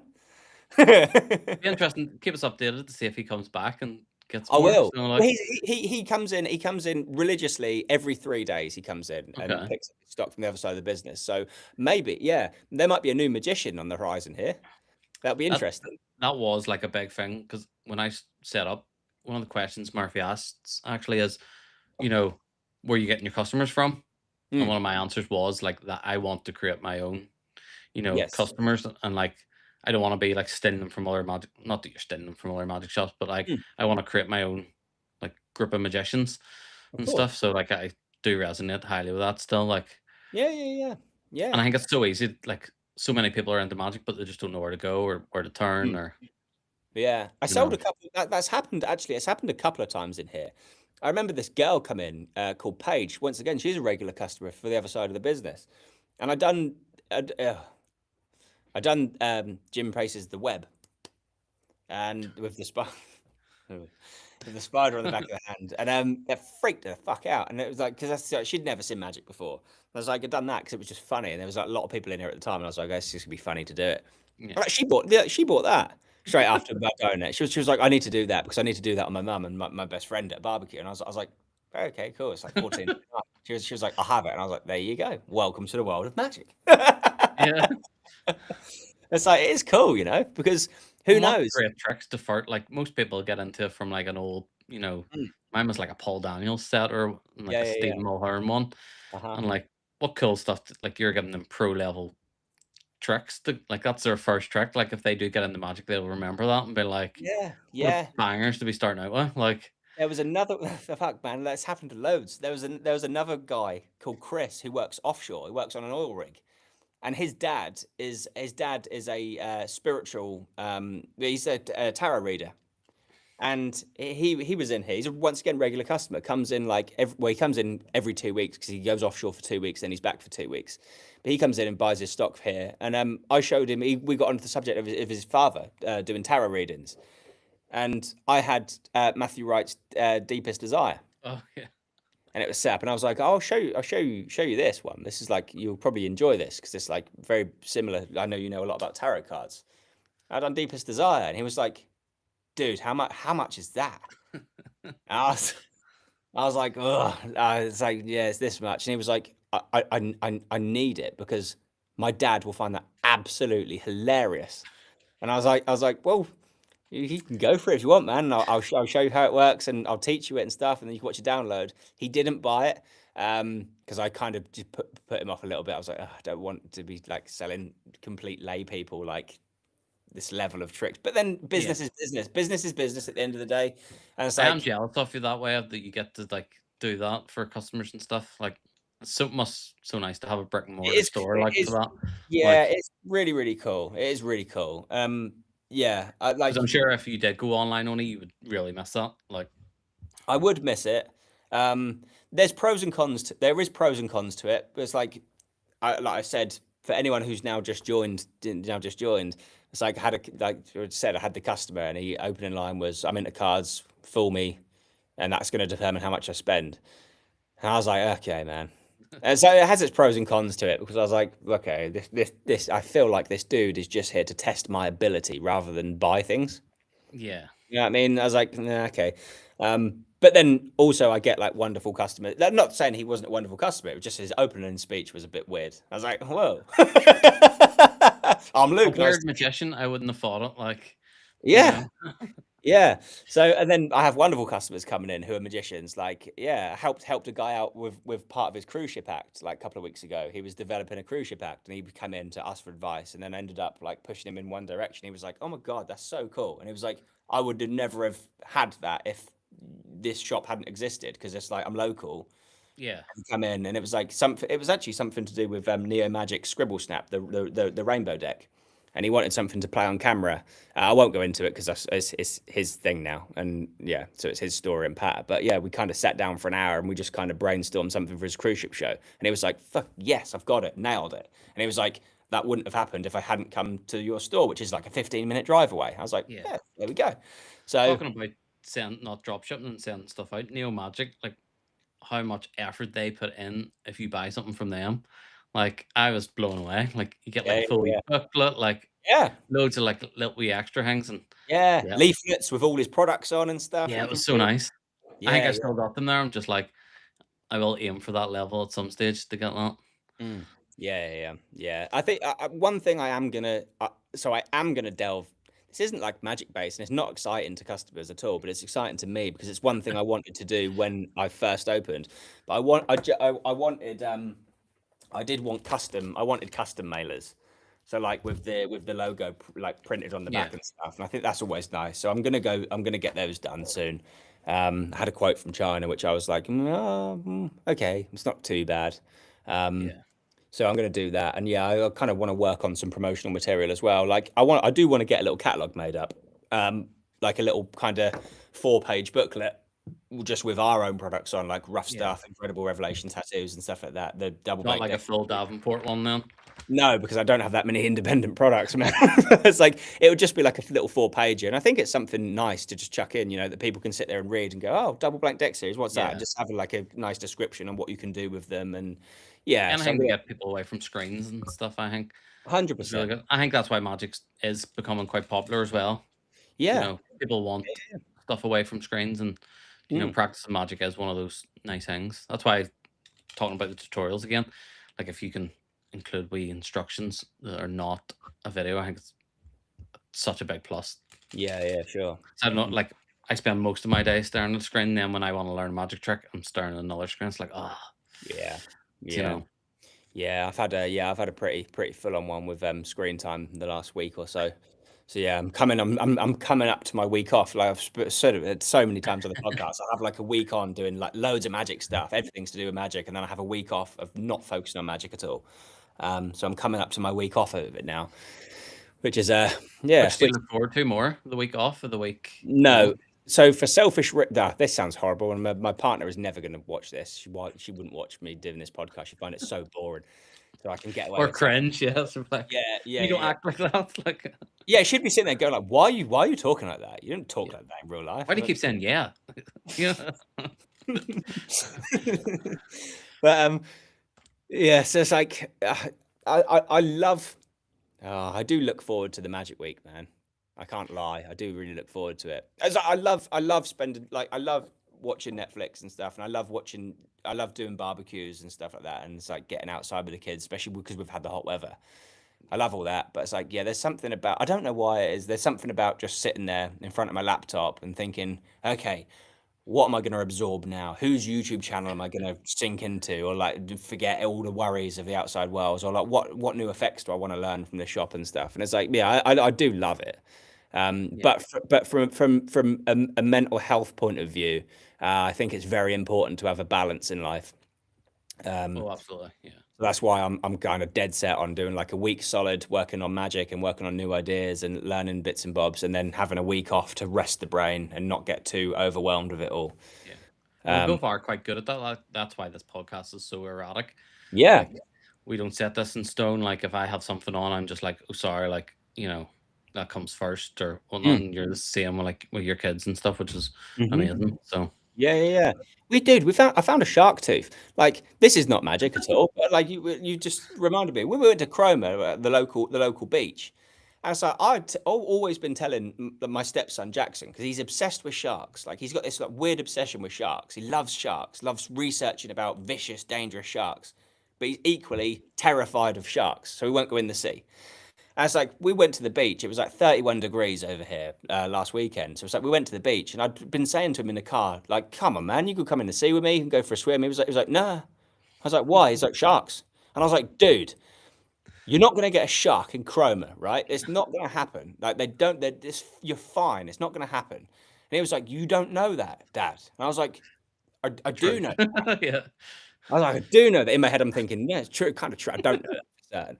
But I was like, you're not going to get sharks in Cromer. Got him in the sea. I've got it here, I think. I'll get it in a second. Walking out of the sea, there was something on the sand. I went down, picked up, and I was like, holy shit, it's a shark tooth. I was like, big. And I was like, damn. And it was fresh because the gum. Oh, Let me show you.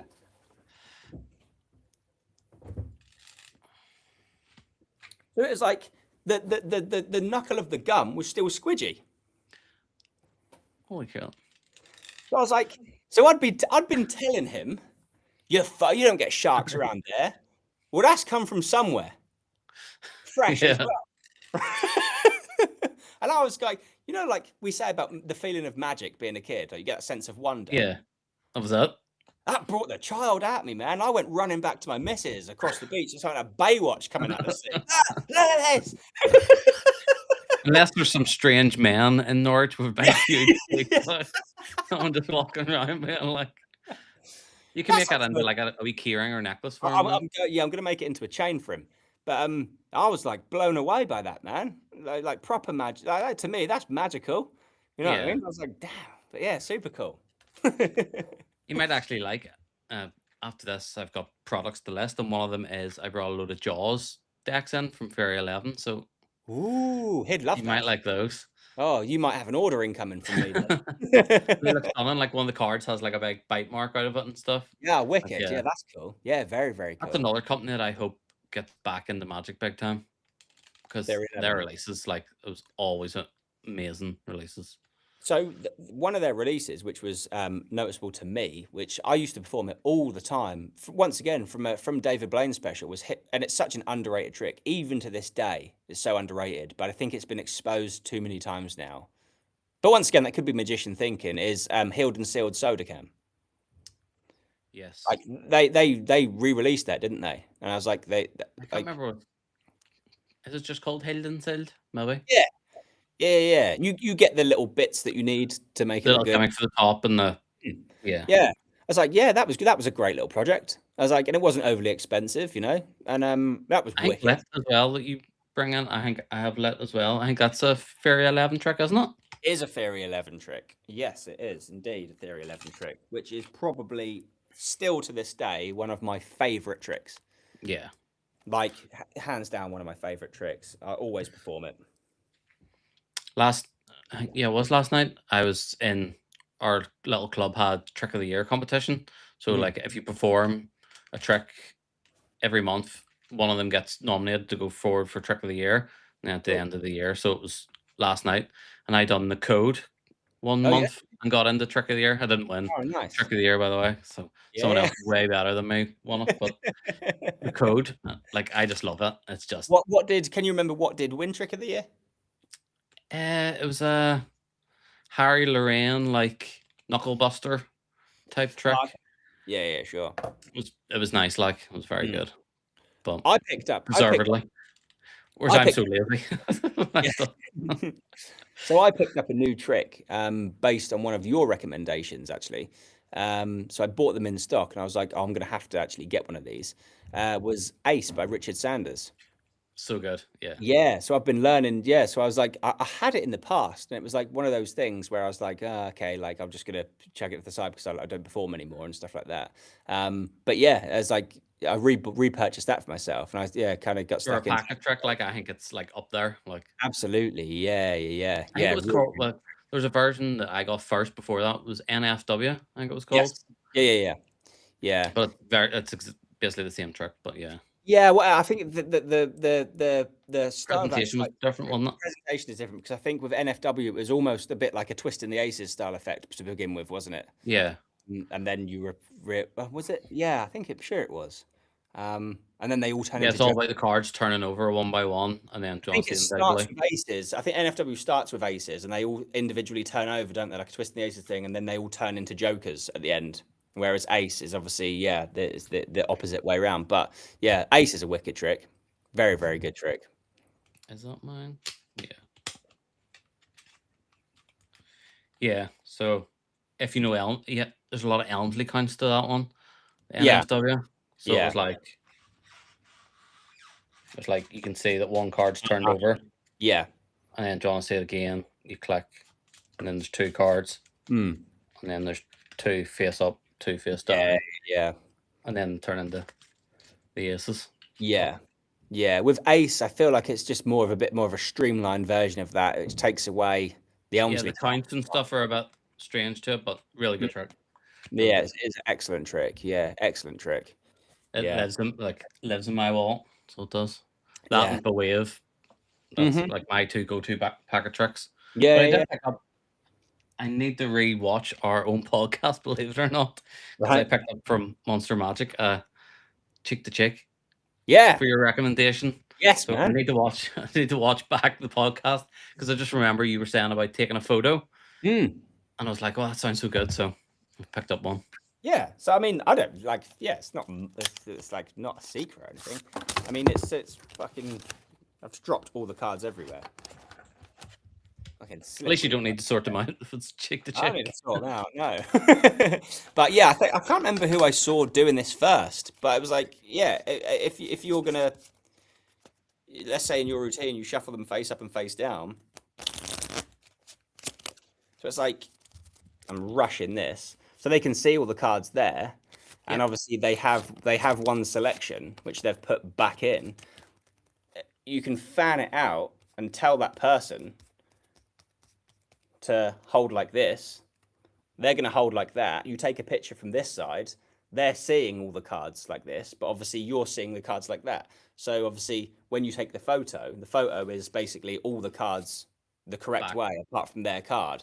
But because they're holding the cards like this, staring at them, Yeah, it's like that dual reality thing. It's like it almost looks like they're always mixed. Yeah, photo has changed on their phone as well.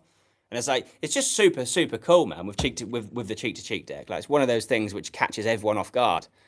Do you know what I would do with that? I would do it for a magician and use Mm. my own phone, and I would download the weirdest looking phone app That's a good camera, idea. That is a good and idea. people would be like, "What app is that?" Like, I need that app, Yeah. Very and I'd good. be like, "No, I'll show you it again. Like, let's use your camera this time." And they'll just be like, Yeah, "What?" So yeah. That is decent. That is very very good idea. Yeah, I very love them. Like, yeah, I take great pleasure, especially if you're performing for magicians, just add those little like fake forces or like Yeah, stuff that yeah. you don't need to. That's why I love The Code by Andy Nyman, because for it you dribble like the cards like this and they think it's going to be a force. You show them Sure. it and you're like, "Do you want me to go some more?" And magicians are like, "What?" Like, you're like, "There you go." Like, Yeah. so good. Very cool. Very cool. I'm just going to reset this cheat to cheat deck up because I've been caught off guard doing this before where I haven't reset tricks and I've gone to demo them and they've just fucked up completely because I haven't been bothered to reset. And just while we're talking, how nice is Monster Magic give you these like little plastic cases for all their cards and their No, I noticed wee that. logo? They're they're branded as well, aren't they? Yeah, so nice. Very, very cool. Yeah, very cool. Yeah, I'd like to Not get to some. show it on camera, but just like so cool. Yeah. He's at once. I would love again, to see Alex bring some products out because I see he's brought like a little packet wallet out and stuff. And I'd like to see him bring some products out. He must be a dude who sat on some ideas, surely. yeah, and his head must be like ours, just clicking, you know, with ideas. Yeah. I had an idea actually a couple of weeks ago, which I'm still working on. But it's like, did you ever see? I haven't managed to nail it yet. Oh, do I mention it in case I do nail it? No, no, ignore that. Move One on. idea I did have, which I just give it away for free as a download on my site, but little Tic Tac dog. Yeah, I saw those. Yeah. Very, very cool. Very cool. Although then someone reached out and was like, "Yeah, I have a little routine already with those, and I've like sold the rights to a magic company for them." And I was like, "Oh no!" Ah, man. But then I reached out to the magic company and I was like, "Can I still like offer this to my site for free?" And they're like, "Is there any routines or anything with it?" And I was like, "No." And they were like, "Yeah, that's fine." So Oh, I was happy super days. nice of them. I've seen that. Oh. You've just reminded me of a trick, which is like I can't remember who brought it out. Really good though. It's like the twisting the Sharpie up into a balloon animal dog. Have you seen that? Yes, and they're like little tiny. That's what sort of where I got the the idea. Yeah, And it was, yeah, yeah. Very cool. That's very, very cool. Yeah, and there's the little balloon animals as well. That there you do it with like a non-inflated balloon, don't you? So yeah, like and you can you've got a just tiny bit of enter it. air. Yeah, stretch it, and then when it pings back, it's now like a little balloon animal dog. Very cool. Yeah, because I wanted to like make some Tic Tac tricks, so I bought that, and then that's where that idea Mm. came from. So Yeah, because I yeah, had yeah. like a little hole in the back of a Tic Tac box, and it Uh-huh. held the dog in like that, so it means you could just do it anytime and stuff. Decent. So Yeah. Incorporate that with eye candy by Hanson Chin. You got a banger of a routine. yeah, and then if you do his massive, I brought his massive Tic Tacs in actually. Cool. I Yeah, sent yeah, one out yesterday to someone. yeah. It's just a big foam Tic Tac, but so Be fun. actually be a cool routine. That it's like, yeah, bring out the Tic Tacs, do something grotesque, and snort the Tic Tac and push it out your eye. Creep everyone out. Say, well, we're gonna bring it back to family level now. Check this out. Now make it into a little poodle, and then boom, Yeah. tip out the big giant Tic Tac. Nice little cool routine. That. Although the amount of time I spent researching of who could make me a mint like this, so I Mm. could sell them as pre-packed little mints, so you could open it up beforehand. Yeah, yeah, yeah. And I was just like, "Oh no, it's not worth it. It's not worth the cost and Perfect. the No, hassle of that." minimal So gain. yeah, because I want like I'd be scared of someone being like, Yeah, yeah, yeah, "Mm." yeah, "Have you yeah. done the Hansen Chan Tic Tac in the eye?" I haven't actually bought it Oh, or yeah, oh, didn't even like or know the hundreds of method to it. hundreds of times. Is it like you have to actually put it in your eye? Ish? Yeah, oh, yeah, Mm, yeah, right. man. Like, yeah, Yeah, straight that up, would yeah. that's So, not maybe like, not for me. I'd be so I bought no, but because I'm exactly the same. It's like with so I'm meant to wear glasses or contact lenses, and I tried getting on with contact lenses. I could not get on with contact lenses because it was just the fear of having to put something in my eye and get it out again. I bought eye candy ages ago, like way before Twisted Minds, and I loved it. Loved doing it because it really does. It is that shock moment, man. Like I remember seeing Chris Angel do it with a popcorn kernel. Chris Angel kind of was snorting a popcorn kernel and pushing it out of his eye, and I was like, "Wow, yeah. that's cool." And then Hanson Chen brought out eye candy. I've been performing it a lot. It's not, yeah. The first time you do it is mad scary because it's like, oh, I don't like this method, man. Like this sounds shady. Like surely this is not good. You do it one time, and you'll very quickly realize that it's way easier than you ever think to get something into your eye. It cannot realistically go wrong because it Okay. can't go wrong. Yeah, And it's it super doesn't easy. sting because it's minty. Like my fear would just be because it's minty, it's gonna sting. No, so what you get so they're really well made. Oh, so it's not an actual Tic Tac then that you're So no, oh, so okay. this is where like anyone trying to replicate it, do not use real mints because they're going to start to melt, And and stick. Yeah. you're gonna get a Okay. fucking eye infection from that shit, dude. So what? Yeah. Yeah. So it's. I don't think I'm tipping the method because the method is what you think it is. So I'm not. Don't Yeah. think I'm delving in. What you get is you get two very, very, very well made medical grade fake Tic Tacs. Okay. Um, and they're extremely well made, and they are manufactured in a way where they are. So if they manufactured them to be the exact shape of a Tic Tac, they would cause pain. But they're manufactured in a certain way where they look like a real Tic Tac, but they're designed in a way where there's no pain whatsoever. Okay. It's really, really good effect. Really fucking good effect. And I very maybe safe. need I maybe need a few beers before I try that one. Yeah, yeah. I don't know. Yeah, it's very, it's really good. It's the same as like Hook. I love the idea of that, but no, like I just couldn't. I'm like, this will go wrong for me. So It went wrong for me, didn't it? So. yeah. But It went very, very wrong for me. But hey, there's someone just in the live stream said that they had the same idea for the Tic Tac balloon dog as well. ooh, I also have some other What TikTok ideas. Oh yeah, cool. that is a thing in magic. Like, seems ideas do come to people at the exact same time, and I find it so hard to find out if it's been done before or like, do you know, So yeah, like I what is know. your thoughts on like So I know. seeking permission and like because obviously like Air Vanish came and like Sven had the same thing and he done I think Sven done the right thing. He made a video and was like, look, here's all the effort I've already been into. Like Hmm.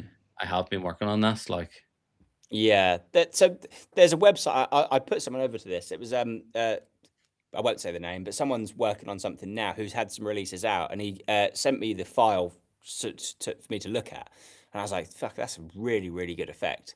And he was like, do you know if anything like that has been around before?" And I was like, "I don't think so."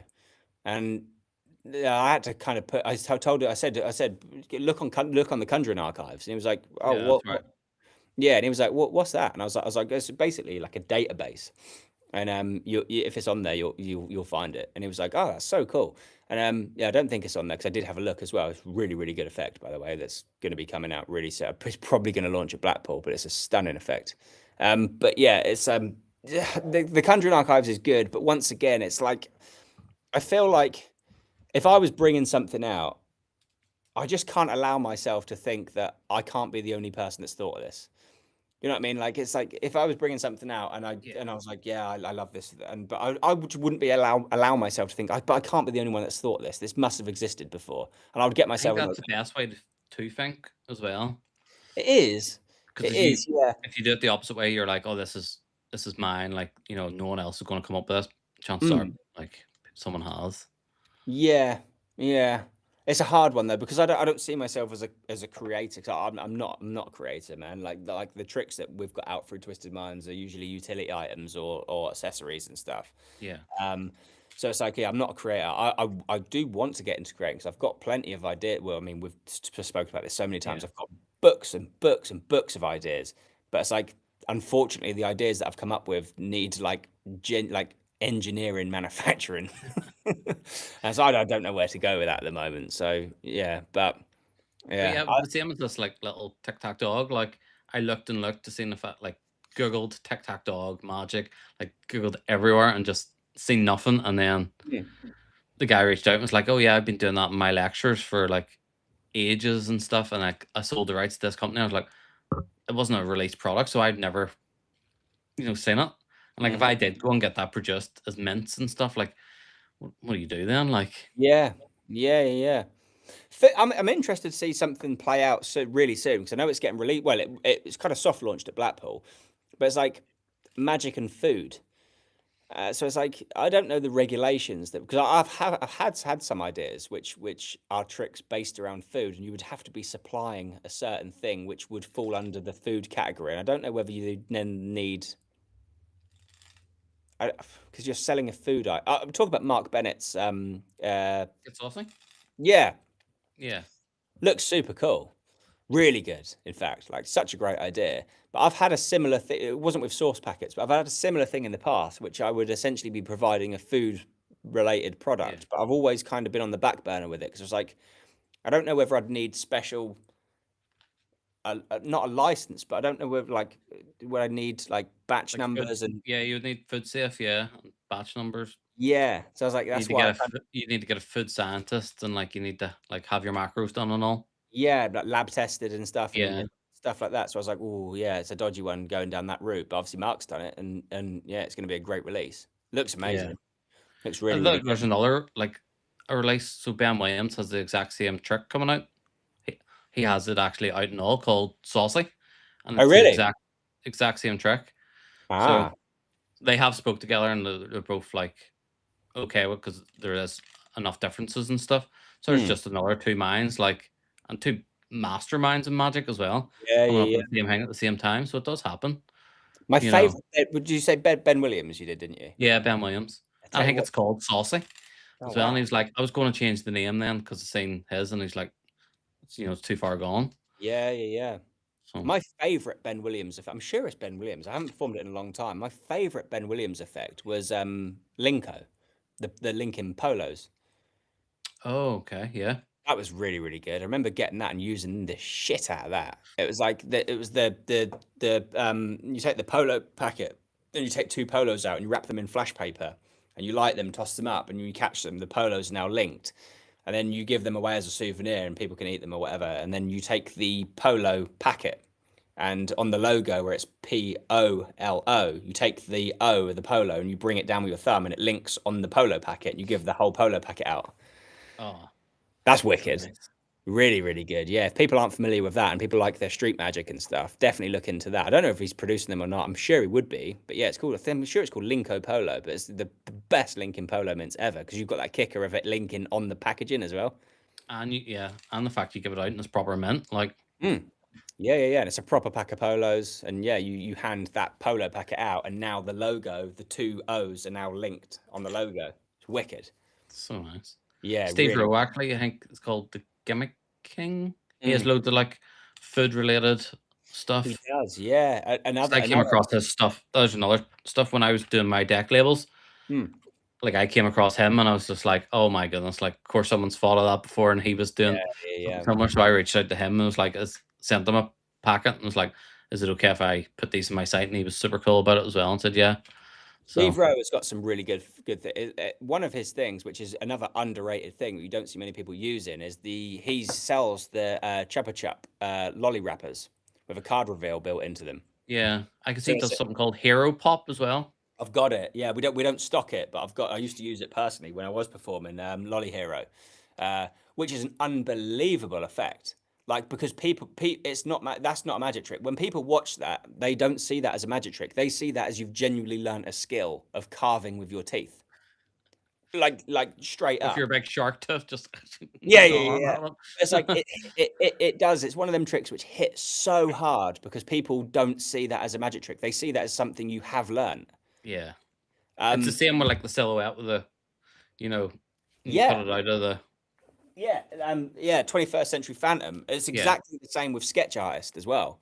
It's not, people don't see it as a magic trick. People see that as a skill you've learned, which is which is a really good concept. You know, because not if you're using Sketch Artist, not only do people think you're a fantastic magician, they also think you're a fucking fantastic artist when you're not. And it's like, do you know what I mean? It's just like the little elements that you can add in to make people think that you're just some like don at everything. Yeah.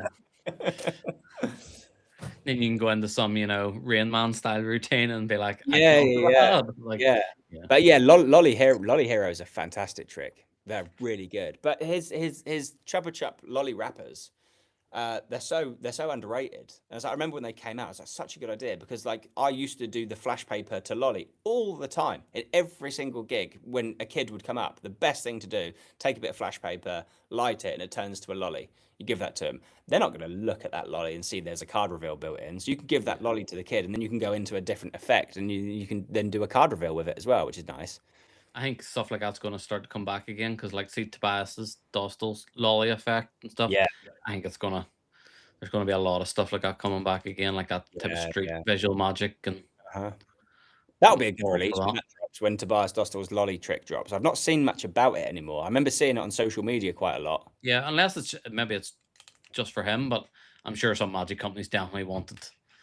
I'm sure I did see someone doing it, and it wasn't Tobias Dostal. Phil Pearson, maybe. I think in one of his social media videos, he bit off the lolly and then spat it back on, and it was the Tobias Dostal. I'm sure it's Tobias Dostal's one that I'd seen. So maybe it'll be coming out. Maybe that'll be he must have loads of stuff in the works coming because there was a point where he was just releasing like loads of stuff for every company. So yeah, I can't wait for his stuff. Like, oh, definitely. Yeah, it's gonna be good. It's gonna be good. Yeah. My only issue with that stuff is sometimes he makes it look so good, and then if I try it, it's not going to look. Yeah. Yeah. And I love effects if you put the practice in. I do like effects like that. You know, you have to put the practice in. A lot of magicians now just want to buy the thing and do it. Whereas there was that. I can remember seeing when Liquify got launched. I can remember seeing so many bad performances of Liquify because it like people were just buying it and instantly doing it. But what Tobias Dostal does, he's very, very good at mime and he's very good at theatre. and Yeah. like it's the little nuances of like bringing the hand up and down to make it look liquid. And it's like a lot of when I remember when it first came out, and a lot of people were jumping on social media and instantly doing it, and it was kind of just like a, and it just looked like a block of plastic. And Yeah. it's like, oh. I'm sure as a creator, sometimes people will watch that and just be like, oh, like cringe to themselves. But Yeah. But once again, yeah, I can see why people quickly get on social media because it is exciting buying a new trick in it, and you want to oh, show it to the absolutely. world. So, yeah, I still get it bringing stuff in here. Like I still get most like excited about bringing definitely, stuff in. And definitely. I still like as I say, I still go to like Monster and shop Alakazam bought stuff from Mhm. like a week ago and stuff. So and they seem Yeah, to like you bought the card to pocket thing, didn't you? From the Max? card to pocket. Yeah, I remember you raving about that. Yeah, it's very good because I have my own version that I do in my head, and I don't know if it's been done before. So Ooh. like, I wanted to buy it to make sure it's not the same as mine, but Yeah, sure. yeah, it's different. Yeah, Thankfully. yeah. That was something actually. I think remember reading or watching something, and Pete was saying that he got shown that trick again. He's like, "Can I buy the rights?" And they were actually like, "You own the rights to this already?" I was like, "Oh my goodness!" Yeah, he So did. Yeah. they must be sitting on some bangers as well. Yeah, yeah. Hopefully, yeah. Hopefully, we can get to that stage of being able to buy rights to tricks. I'd love to be able to do that. Yeah. Like, I would absolutely love to be able to do that. Buy rights to tricks. It's For like, something recent, what would you like to buy? Like, say, I said to you, right here's like 15 grand. Buy a recent trick. What would you pay the money for? to buy the rights to a recent Yeah. trick. What, something that's already been released? Yeah. Oh, that's a good question. Jesus, damn. You have to give me a minute to analyze that question because there's so much I'd love to And you have the can't say rights. 6 Pro. Oh, what? That was at the forefront of their brain. 6 Pro. I would like to buy the rights.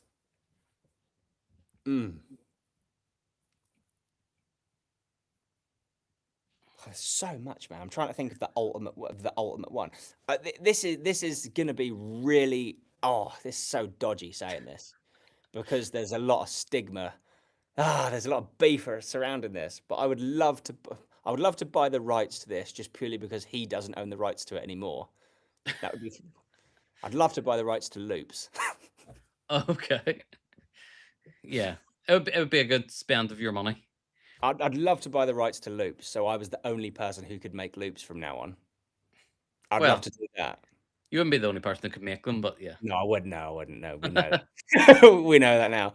But yeah, I think because it's such a useful like regardless of everything that's going on, it's such a useful utility tool, and I've used it so many times. Loops, do you know what I mean?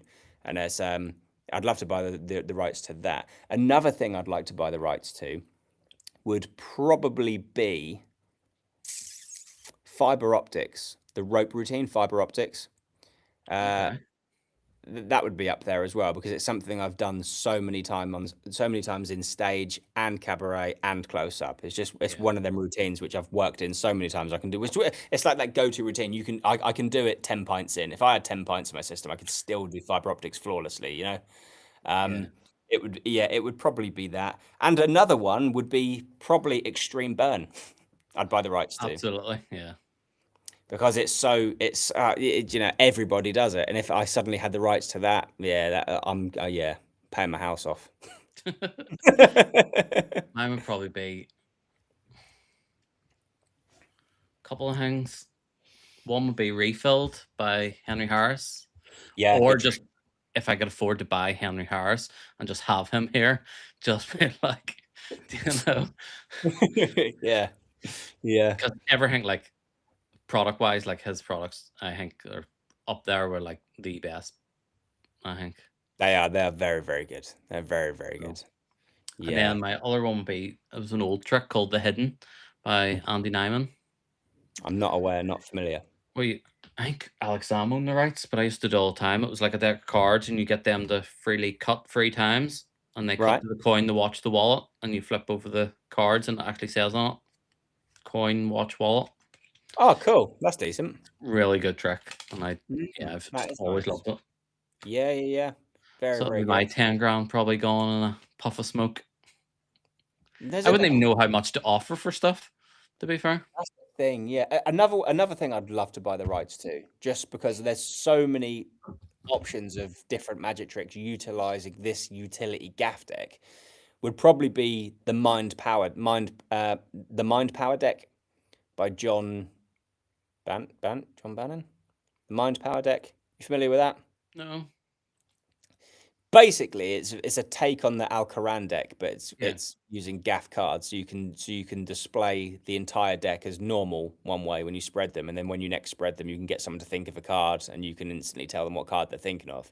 I would probably buy the rights to that as well, because there's so many different effects you can do with that Alcarani type of principle. There's so many multiple out tricks you could create off the back of that. Yeah, that'd be another one. But refilled is a good option. I've got refilled personally for myself. I love doing that. See if you like anytime I see like someone doing a wee bit of cabaret or state, like it is in there because it's just 100. Yeah. it's just one of those tricks. You've got that lovely subtlety of with the bottle opener of tapping The sound, yeah, and the fact it gives you the bottle opener with it, I believe. Yeah. Like yeah. Yeah, it's a good trick. Really good trick. Venom Cube as well would be that would be another one. Venom. Yeah, Magna Pro as well. So good. Yeah. But The moving other on from shuffle, I'd buy the rights to Edge Reveal's deck labels and rough stuff. Thanks, I don't man. think you'd make your money back anytime You'll soon. make no money on that. I wouldn't even know how much like something like because they were talking about.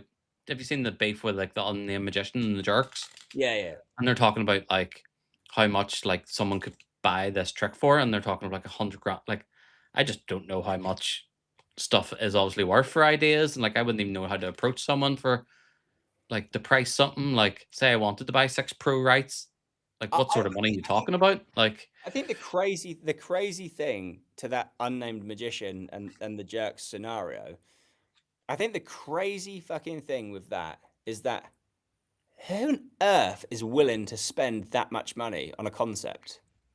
yeah, Like, do you know what I mean? Like, I find it baffling. Like, I understand there's money to be made in magic, but Jesus, who yeah. has got that type of throwaway money to just to learn a trick? There's obviously different levels to this that I have no clue about. You Oh, know, 100%, 100%. But I just find that mental, yeah. absolutely insane. Like, damn, man. Moving on from that question, then say you did have the money, whose back catalog would you like to own? Oh, easy.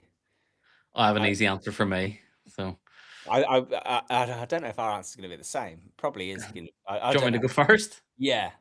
Mine would be Jay Sankey's. Yeah, 100. Literally, I was then about to say Jason because you know I rave about it all the time. My ultimate favorite card trick is Inner Flash.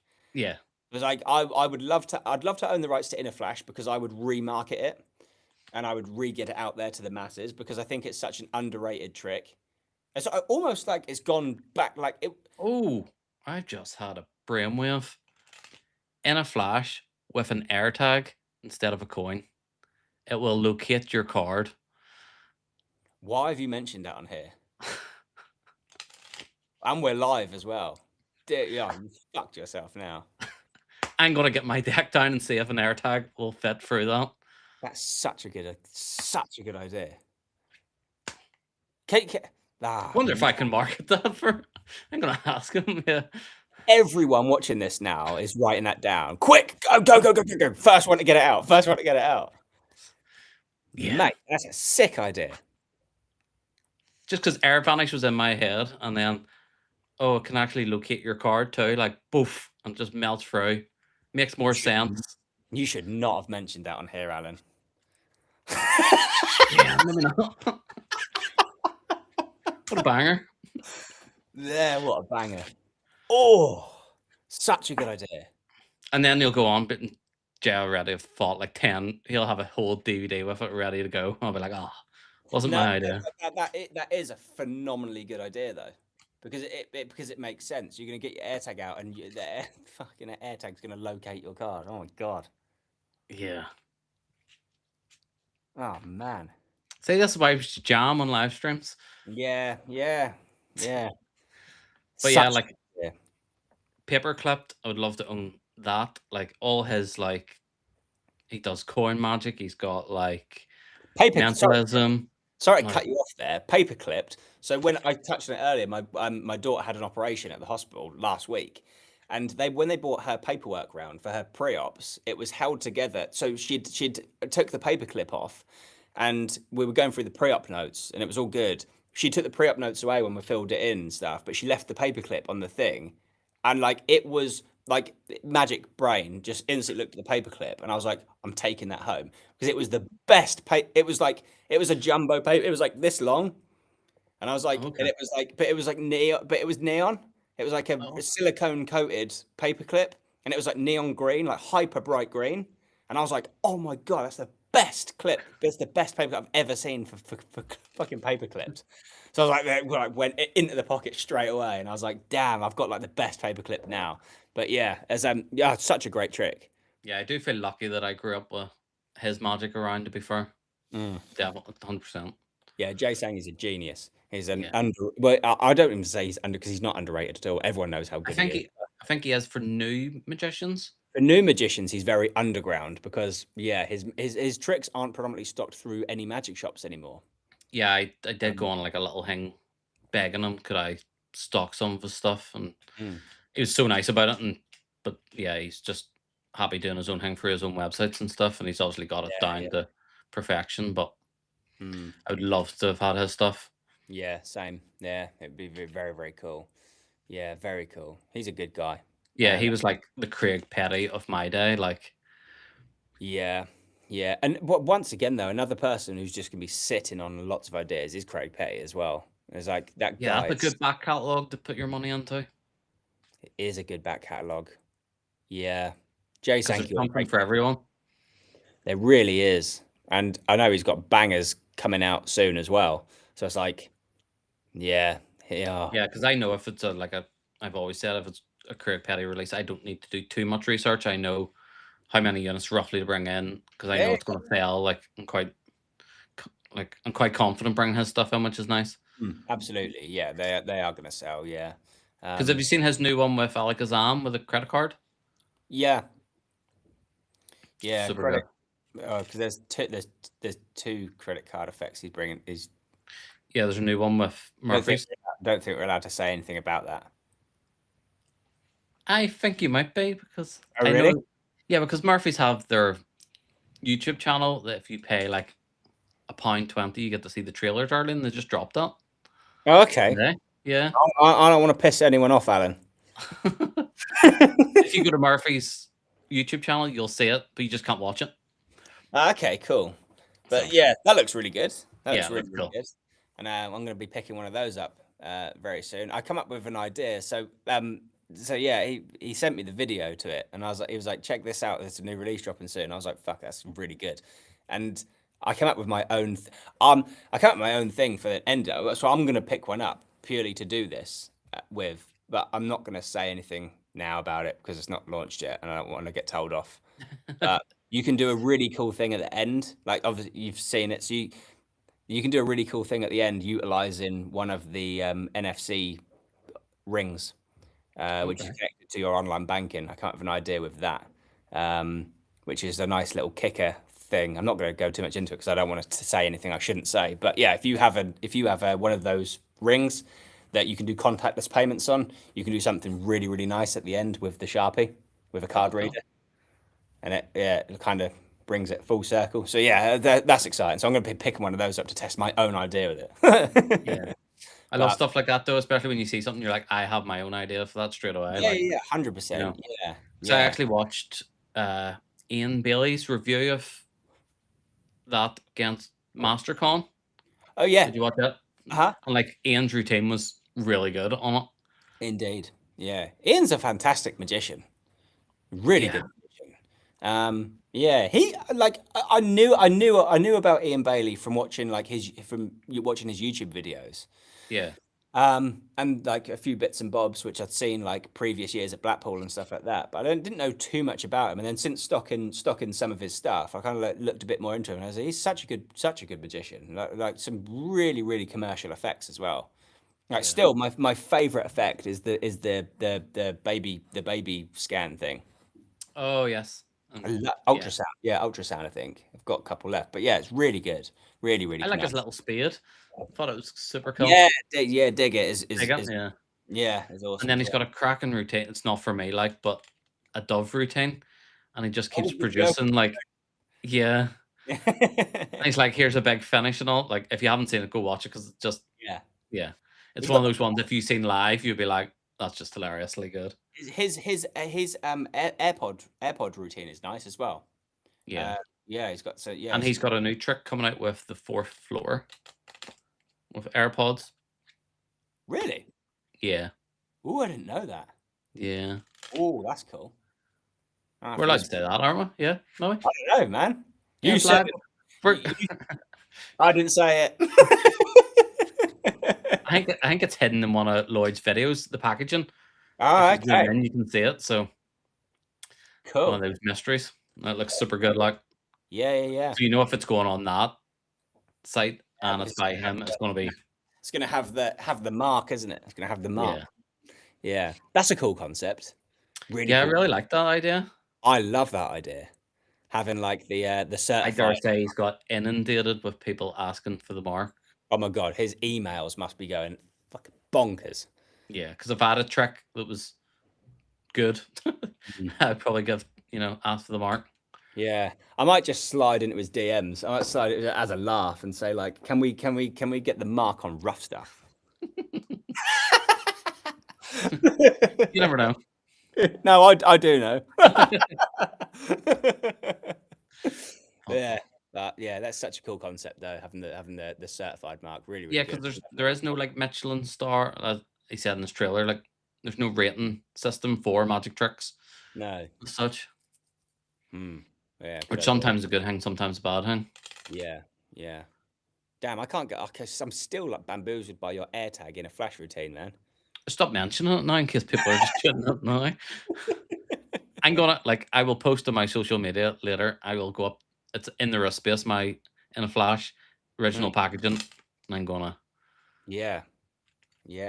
I mean, if it doesn't fit, I know Prop Dogs do obviously custom in a flash decks, don't they? Yeah. Laser cut in a flash deck. So yeah, it could I'll be out in the garage tonight with a big drill bit going, like just making it fit. paper shavings everywhere. Yeah. We were talking about that the other night when I was a kid. I was watching Daryl's Ultimate Ambition. Yeah. And I actually got my dad to make me one from an old deck of cards. Oh, really? Yeah. Because he shows it at the end of his video, because I bought his DVD, and he was like, that's obviously how you used to have to advertise. He was like, here's what it is, here's what it does. So I actually rebought that back in. Daryl's Ultimate Ambition. His back catalogue as well. Talking about back catalogues, what a back catalogue he has. Yeah, I rebought that back in as a classic I wanted to stock. Yeah, excellent. And that's when Murphy's packaging was swish, yeah. Amazing. Yeah, I know. Yeah. I wish they'd done that with Max Maven stuff that they brought out. The last one, yeah, and I loved your little take on experimenting with branding that stuff. Yeah. You put on your social media. Because I did left these out to show on the podcast in case we always talk about packaging, but if you got maxi twists in? No, I don't. So I've been bringing these in for a while because they're quite good sellers, and then I reordered them, and then they showed up. I was like, oh yeah. And they've even took his name, like Nick Trost, off it. The front of it. I was just like, oh yeah. Yeah, that's yeah. I get why they're doing it, to hone in on their own branding now, because to match obviously all the it looks good. It does look good back there, for collections. Yeah, it does, but some things don't need to be touched, do they? Yeah, and I'm very embarrassed to say do I have? Sorry, I don't have my stuff. I've only got my stuff that I buy here. But let me see. Is this one? Yeah. So I didn't realize. I only found out recently that there's the Murphy's Magic, which is this, and then the Studio. Yeah, And the only difference is the back. Indeed, I have noticed. So Yeah. like I find that really strange as well. Like, so as a Studio just mean it's better, or like I think the Murphy. So I think what I am picking up from those differences, I think the Murphy's Magic branding stuff is more suited to newcomers or beginners, whereas yeah. Murphy's Studio is more suited to pro. I think, from what I can gauge by that, because Murphy's Studio is like Ghost Deck, Haunted Key, the more self-working pieces, you know. Yeah. Whereas Murphy's Studio is like the more kind of Because then they have another one, Murphy's Legacy, as well, don't they? yeah.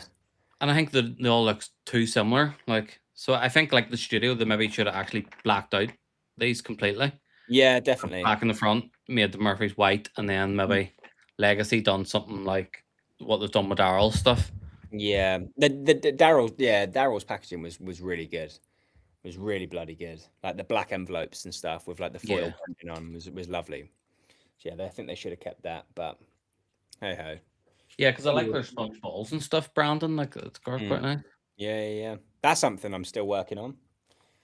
I know you. Oh, have you got any further with? Yeah. So I'm just waiting for the packaging to arrive from China. Well, it's in the UK now, apparently. But it's Because you've got Goshman style sponge balls, isn't that correct? yes. Not So- giving anything away more secret. No, I don't. It's not going to be like a massive, like a major launch or anything. You know, it's just going to appear on the website. But yeah, so it's like I sourced for ages. So we spoke about it on a couple of podcasts ago with the Murphy's packaging. It kind of sparks interest in my head. It was like the Murphy's packaging of the sponge balls. They're just like an absolute nightmare to ship. Yeah. Because they're so bulky. And then you said about obviously shrink, like giving an option on the website to just kind of like vacuum pack them, so they go into like an envelope. Yeah. And so it's kind of like, and I was like playing around with sponge balls, and I was like, oh man! And I had the old Goshman sponge balls there, and I was playing around with them, and I was playing around with like the new Murphy's ones, and I've got some Penguin ones as well to kind of trial out. And I was like, the quality is so superior. Not nothing knocking Murphy's or Penguin, but the quality was so superior in the Goshman range. Just the quality of them was just amazing. Yeah. So I spent like a good few weeks kind of researching and buying a ton of sponge balls. They're everywhere at the moment, and I've come across like the ultimate, what I believe is like the best sponge ball out there. And Nice. so I'm just waiting on the packaging to come from China. Like I say, it's in the UK, but it's with Yodel at the moment. So Oh, God you knows when might get it. God knows when that'll turn up. But yeah, as soon What as about, are you allowed to talk about colors or options? Yeah, sure. Go for it. Don't want to So- put you in the spot and like take away your secrets. Fine. So like the only I had to be a bit cautious. Like obviously I wanted to bring in like all the different sizes. But at the moment I'm only going to bring in 2-inch. Yeah, because I did see you put a poll out asking everyone what size they use and stuff.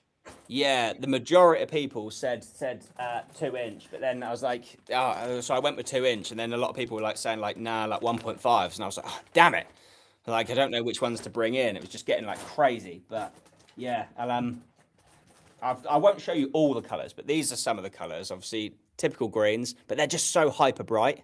Yeah, they're really nice. Pink, Oh, hot they're nice. Yeah, pink, purple, they're so bright, actually. turquoise, Yeah, you showed me those. I think that's my favorite. The turquoise, really like. orange, and I've got yellow. Oh. I do like the yellows as well because their colours just really pop on them, and that's why I thought these are the ones to go for. They're nice. But yeah, they're just like mega. They're just like super in your face, and I was like more thinking for stage use of launching these because I was like for stage they're just gonna pop. Those hot pink ones are really nice as well. Yeah, and then obviously I've got like I don't need to show you the reds, and then standard reds as well. But these are like the quality of them are fucking awesome. So yeah, I'm going to be launching them soon, and they're going to come in their own custom packaging bag, which keeps them clean, keeps them safe, and it's like can be reused as a storage pouch as well to carry them around in getting dirty and pocket fluff on them and stuff. So Yeah. yeah, so I'm excited about that, which is weird. That's that magician thing. I'm excited about some sponge balls, man. That's the good thing about like our shops because we're like I would listen to magicians and what I want as well. So like I'm Mm, making stuff that I want, yeah. and I think others who perform the same type of magic as me, that sort of like pub magic, like out and about, you know. Yeah, yeah. And like the good thing you said like you would mention this in the marketing, but like the good thing about these is like they're made in the UK as well. So like a UK made ball. Yeah. And they're using like the best sponge, the best dyes on them as well. The only downside is on some of the lighter colors, like I'll be completely transparent on the turquoise. You're probably not going to see it on camera because it's just one of those kind of OCD things. But because they're handmade and they're hand cut, you do get some slight discoloration on the turquoise ones, but not enough that would put you off using them. Yeah. But it's I because the dye is going to be a lot lighter on them compared to. exactly, yeah. But they're just so nice. Yeah, and it was like yeah, kind of come across those colors, and I was like, I need to launch them as a product because yeah, just for stage use, they're so vibrant, you know. That's so cool. So yeah, that's coming soon. Hey ho, just waiting on Yodel to get their fucking packaging thing. But you've got something on the horizon I know about as well, haven't you? Yes, I have finally got my boxes for that. It's a little like. I shall show you. Not that anyone watches these podcasts, but it's a little like my first packet trick, which Yeah. is called Departures. Woohoo! So you get like these little cards, and it has like all the names, and then they pick a destination. You can tell them where they're going. You can tell Mm. them if their flight's on time from the card, and then you get like the little reveals as well. And you don't need to. You don't actually need to look at the face of the cards, either. You can just look at the back of them and tell what they're thinking as well. So Nice, I've got man. that. I just need, because I went on about so much, written instructions. So now Yeah, I'm yeah. producing written instructions. But I do have all the little. I do have some of the packaging.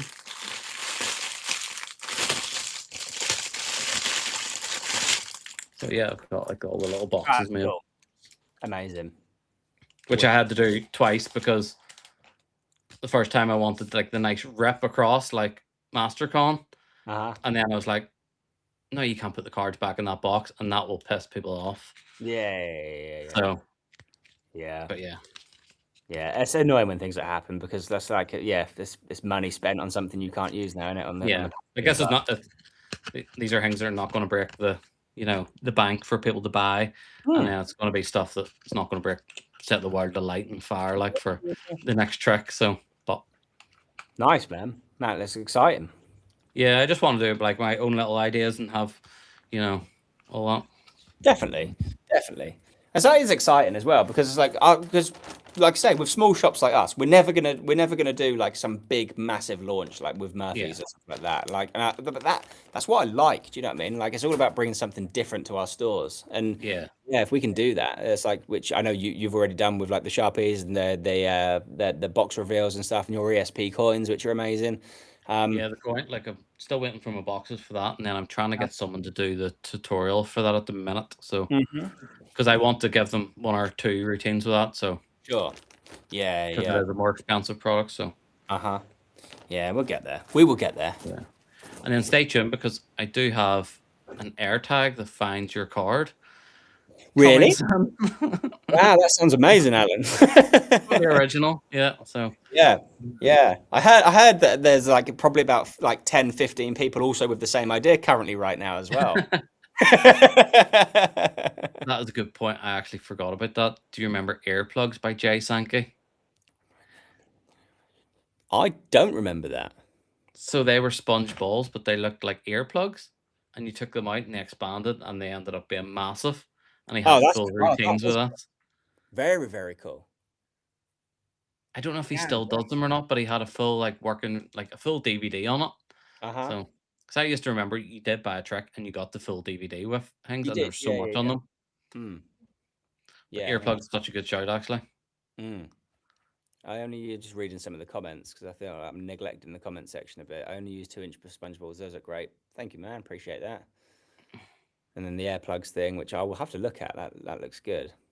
That looks cool. I love a bit of wallet size mentalism with your packet trick there. Yeah, man. I'll be picking that up from you as well when you launch that. That does look a nice little carry. Yeah, and I put it on plastic cards so at the pub Very you can nice. get them wet. Very cool. Very cool. Well done, Alan. Well, I think that's probably enough from us for our little test stream anyway. Yeah. We'll maybe get one organized and do like a more Q&A type based one and get a lot more people in, hopefully. This was just, I literally sprung this on you. I was like, should we just try and go live and do one just to see? So yeah, I think next time if we're going to go live, we'll do a bit of plugging on social media as well. So yeah, people are aware I'll that we can probably do it. push it out to the Instagrams and stuff. So Yeah. this is just me testing software, unfortunately. Yeah. But thank you to everyone in the comment section who has remained watching. Yeah. Appreciate you guys. And you're first to know about the special AirTag trick. So yes. Nice, man. Nice. But yes, it was so nice to catch up with you again. I'm sure we'll speak. Yeah, and you, buddy. Anyway. Sorry it's been long. It's like completely my fault. I've just had shit going well, on. mine too, so it's been a crazy week. So it has, and just the weather, the nice weather we've had has just kept me outside and at beaches and stuff at the moment. And yeah, and there's the thanks coming as well. The other Shuffle, have you seen his YouTube channel yet? I have seen the Other Shuffle YouTube channel. Very cool. Yeah, I think he's one to watch. Actually, to be fair, the quality of his videos. Unreal. Yeah. I did see. I did see a comment fly by as well from Fred, the underperforming hobbyist, who was on here. Another great YouTube channel. Yeah. I put those two sort of together because they're sort of doing something completely different to everyone else. They're not just talking about like tricks and like the latest things. They're going into a bit more depth about like what else there is out there. Yeah. So keep up the good work there, boys. Other Shuffle and underperforming hobbyist. And we'll keep plugging away here at our we'll keep doing our little thing. Yeah. Nice. I'll play on my cards and he can play with his balls over there. You know. Yeah. But yes, thank you so much for everyone for joining in anyway. And make sure you just like and subscribe as well so you don't miss the next episode. And then, drop your comments below as well if you would like to see another live, because it's, it's our first time doing this. And I said to you, and we're both super nervous about this because if we say something, we're on the hook for it now. So to be fair, the people watching have treated us very, very well today. Actually, there's not been any like intense questions or anything. I had it in my head that when you said like, "Oh, should we test out live?" I was like, "Oh my god!" People started throwing questions at us. I don't know the answers to. I'm going to sit there hesitating and stuttering. Can you show me a side still, or what's your favorite pass? I'd be like, oh yeah, well, fucking god. Maybe go to someone else's YouTube channel for that. Yeah, definitely. So, wicked. Yes, thank you very much, guys, and we'll hopefully speak soon. Have a good one.